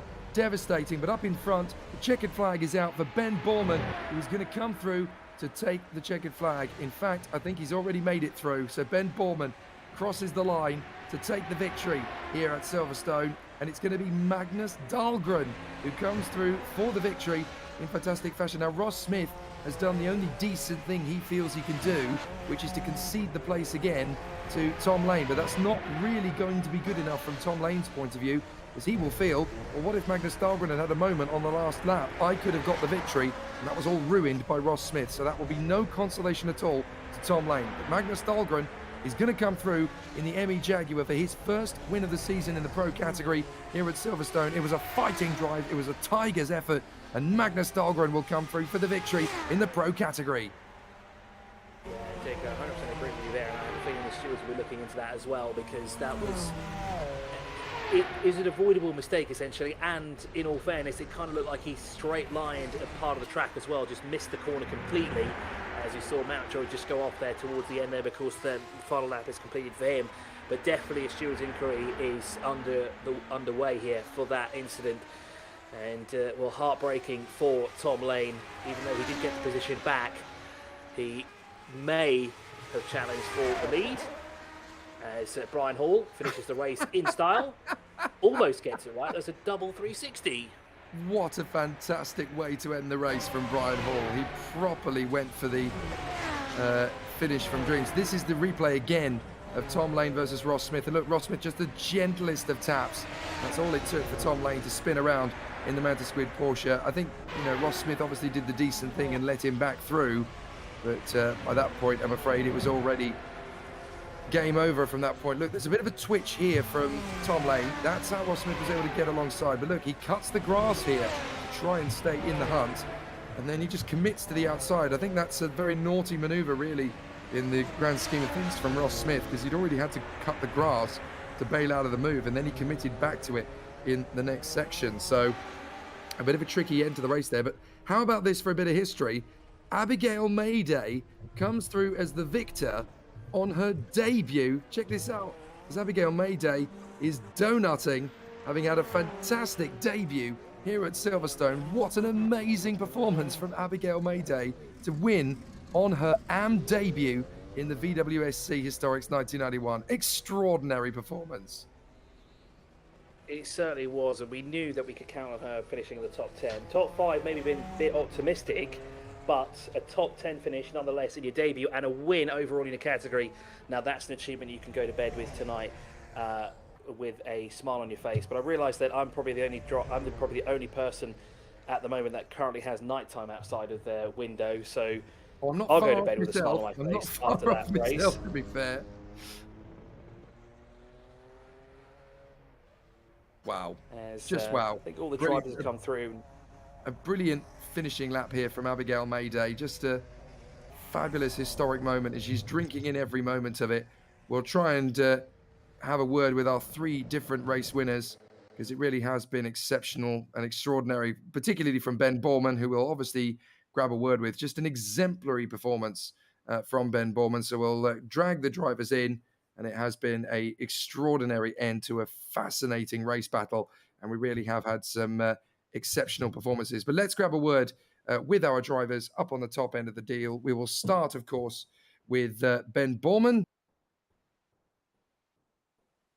who has been absolutely extraordinary up at the front end of the field. But that rivalry between Ben Borman and Ross Smith really came to a head in that particular race. I'd love to hear from Magnus Dahlgren after his fighting and feisty drive to work his way forward. And then, of course, if we can hear from Abigail Mayday to wrap things up, that would be a fabulous end to our Virtual World Sports Car Championship 1991 historic broadcast. We'll try and grab a word with the drivers that made the show in fantastic fashion, but thoroughly entertaining, really exciting stuff, and fabulous once again from the Champion Motorsports as we continue in fine style here in this 1991 championship campaign. It really has been magic to see how it has all played out.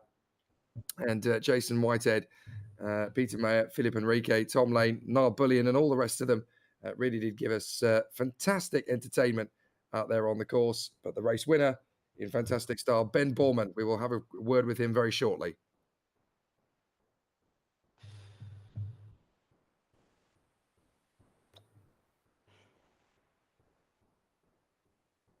So I believe we're just waiting now for Messrs. Borman and Smith to join us in the broadcast booth, and then they will be able to give us a little bit of an insight into the most phenomenal of race battles. So we'll grab a word with them very shortly indeed. But what a scintillating race the 230 kilometers at Silverstone was. Absolutely magic. Matthew Overton has rejoined us. Matthew, I mean, that was scintillating action from start to finish. Absolutely brilliant. Enjoyed that immensely. That was a great race and some terrific racing going on. So I'm looking forward to hearing from the various category winners. And I think we've got Ben and Magnus waiting. So anytime you're ready to pull them in and have a chat, they're ready to go. Well, every time I've tried to do it, it hasn't been successful. So maybe somebody else with the power, I'll see if I can drag him in. Might be able to do that. Yeah, let's go for that. So Ben Borman, after a fabulous dominant victory, here he is. Ben Borman. I mean, right from the get-go, you seem to have good pace. You seem to have an extraordinary amount of confidence in the car. What a fantastic race and a fantastic run to the victory.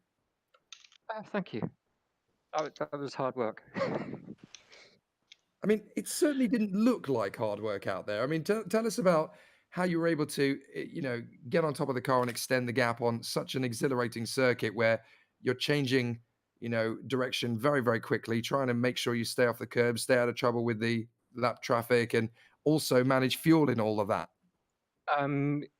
Yeah, it was confidence in the car, which was the main thing. But it's just the nature of the circuit. If you're not pushing, it's so easy, and also with the fact that if you're a little back on the throttle, the torque in the Peugeot will just send you round. So it's much easier just to keep on pushing, and try and be consistent. And that was the plan, to push as hard as possible, because I don't know if you saw at the end. I saw that Ross was having a huge battle, but it is so difficult to pass in the Peugeot because we don't have the speed. So I had to push in order to maintain track position. If I ever dropped behind anybody, it would have been an awful lot of hard work. I mean, just fascinating. We really did enjoy the drama that was unfolding out there on the course. I wonder, Chris, if you've got anything in particular that we should really pick up on about Ben's performance out there. Well, Ben, you mentioned that the Peugeot was down on speed. So where did you get your speed from? Because you were 40 seconds ahead of second position. You were even gapping it to about a minute and almost lapping them at some point. It's one of the idiosyncrasies of the Peugeot that its downforce are very orientated to the rear, which is fine if you're trimming it out to run at the faster speed circuits. But when you need the front end to carve through these sweepers, in order to match that rear downforce, you've got to load up the front, and there are just no options. You've got to throw all the downforce on it.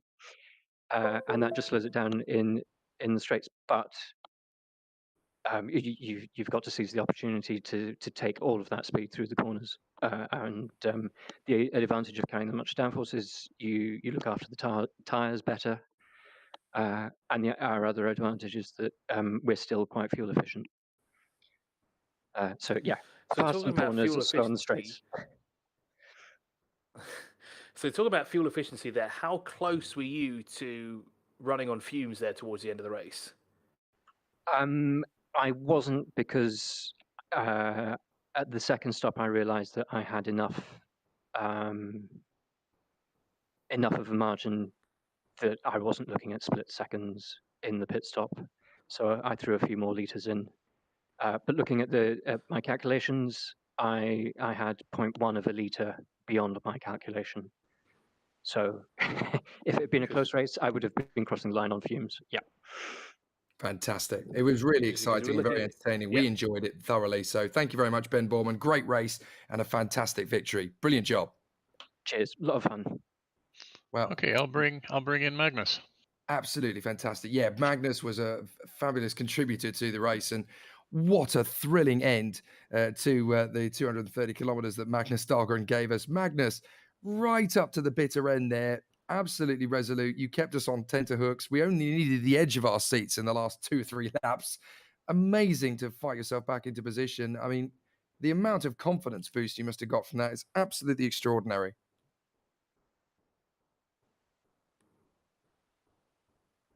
Yep, he's on mute. I don't know if he Magnus realizes might that. still, yeah, I think Magnus might still be on mute. So hopefully he'll be able to join us again very shortly. Well, while we're waiting for Magnus, I'll just make a note that unfortunately, Abigail will not be able to join us because she's actually heading off to another race. Oh my goodness! So Yes, a busy day for her. No peace for the wicked, eh? That's absolutely amazing. So fair play to the workhorse that is Abigail Mayday in the newly discovered world of sim racing. What a brilliant victory, and straight into another one. So no waiting around. Excellent to see.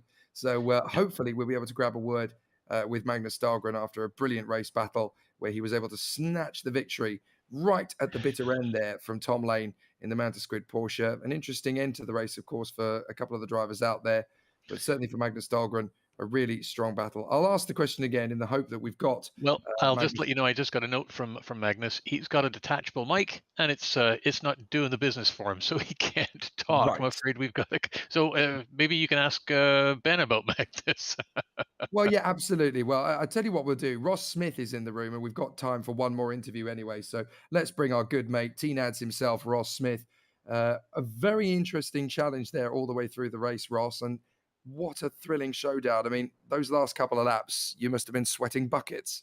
And I still am. But what's hilarious is I was telling Ben early on, watch out for Tom and actually Ludwig, because they're both very, very aggressive and very strong competitors, very defensive on the start through the whole race. And I ended up becoming the sandwich between both of them.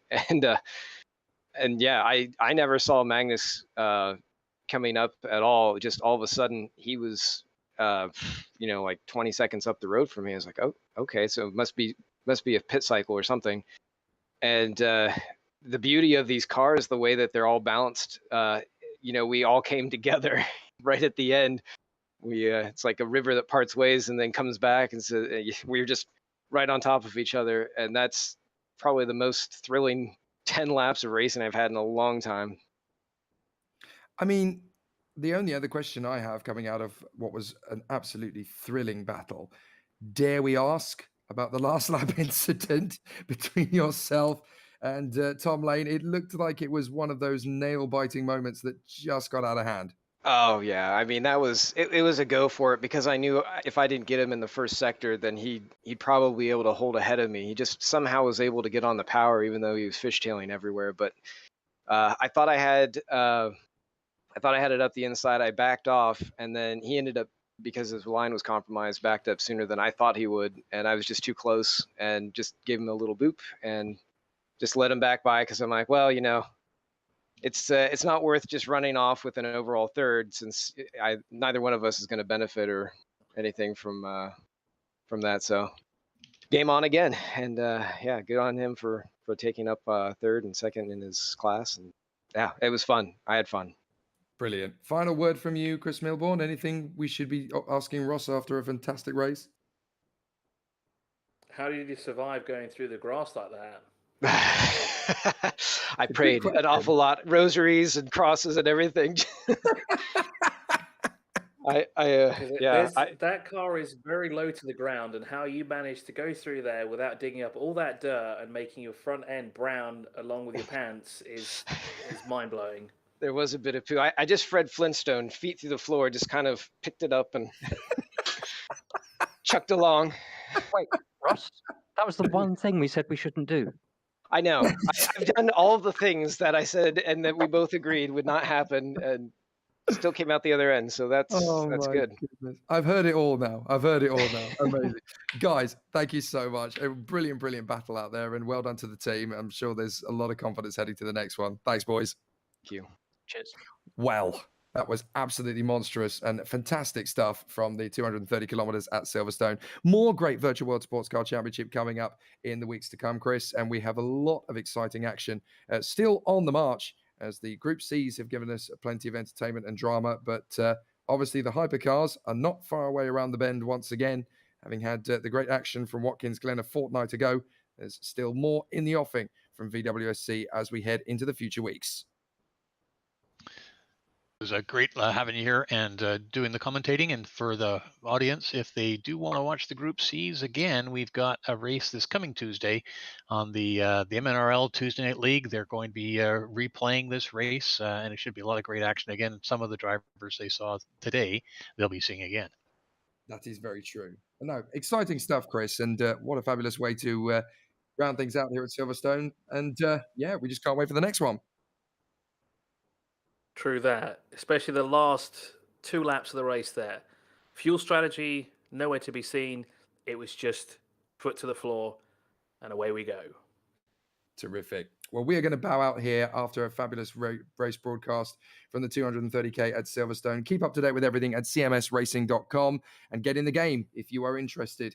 There's plenty of room on the starting grid for a lot of new faces, the friendliest community in esports racing. Massive thanks to Storm Gang Simulations, as always, and of course, the guys at Champions Motorsports. I'm Jake Sanson on behalf of my colleagues, Chris Milbourne and Matthew Overton. We have had a great time at Silverstone, and there's more just around the bend.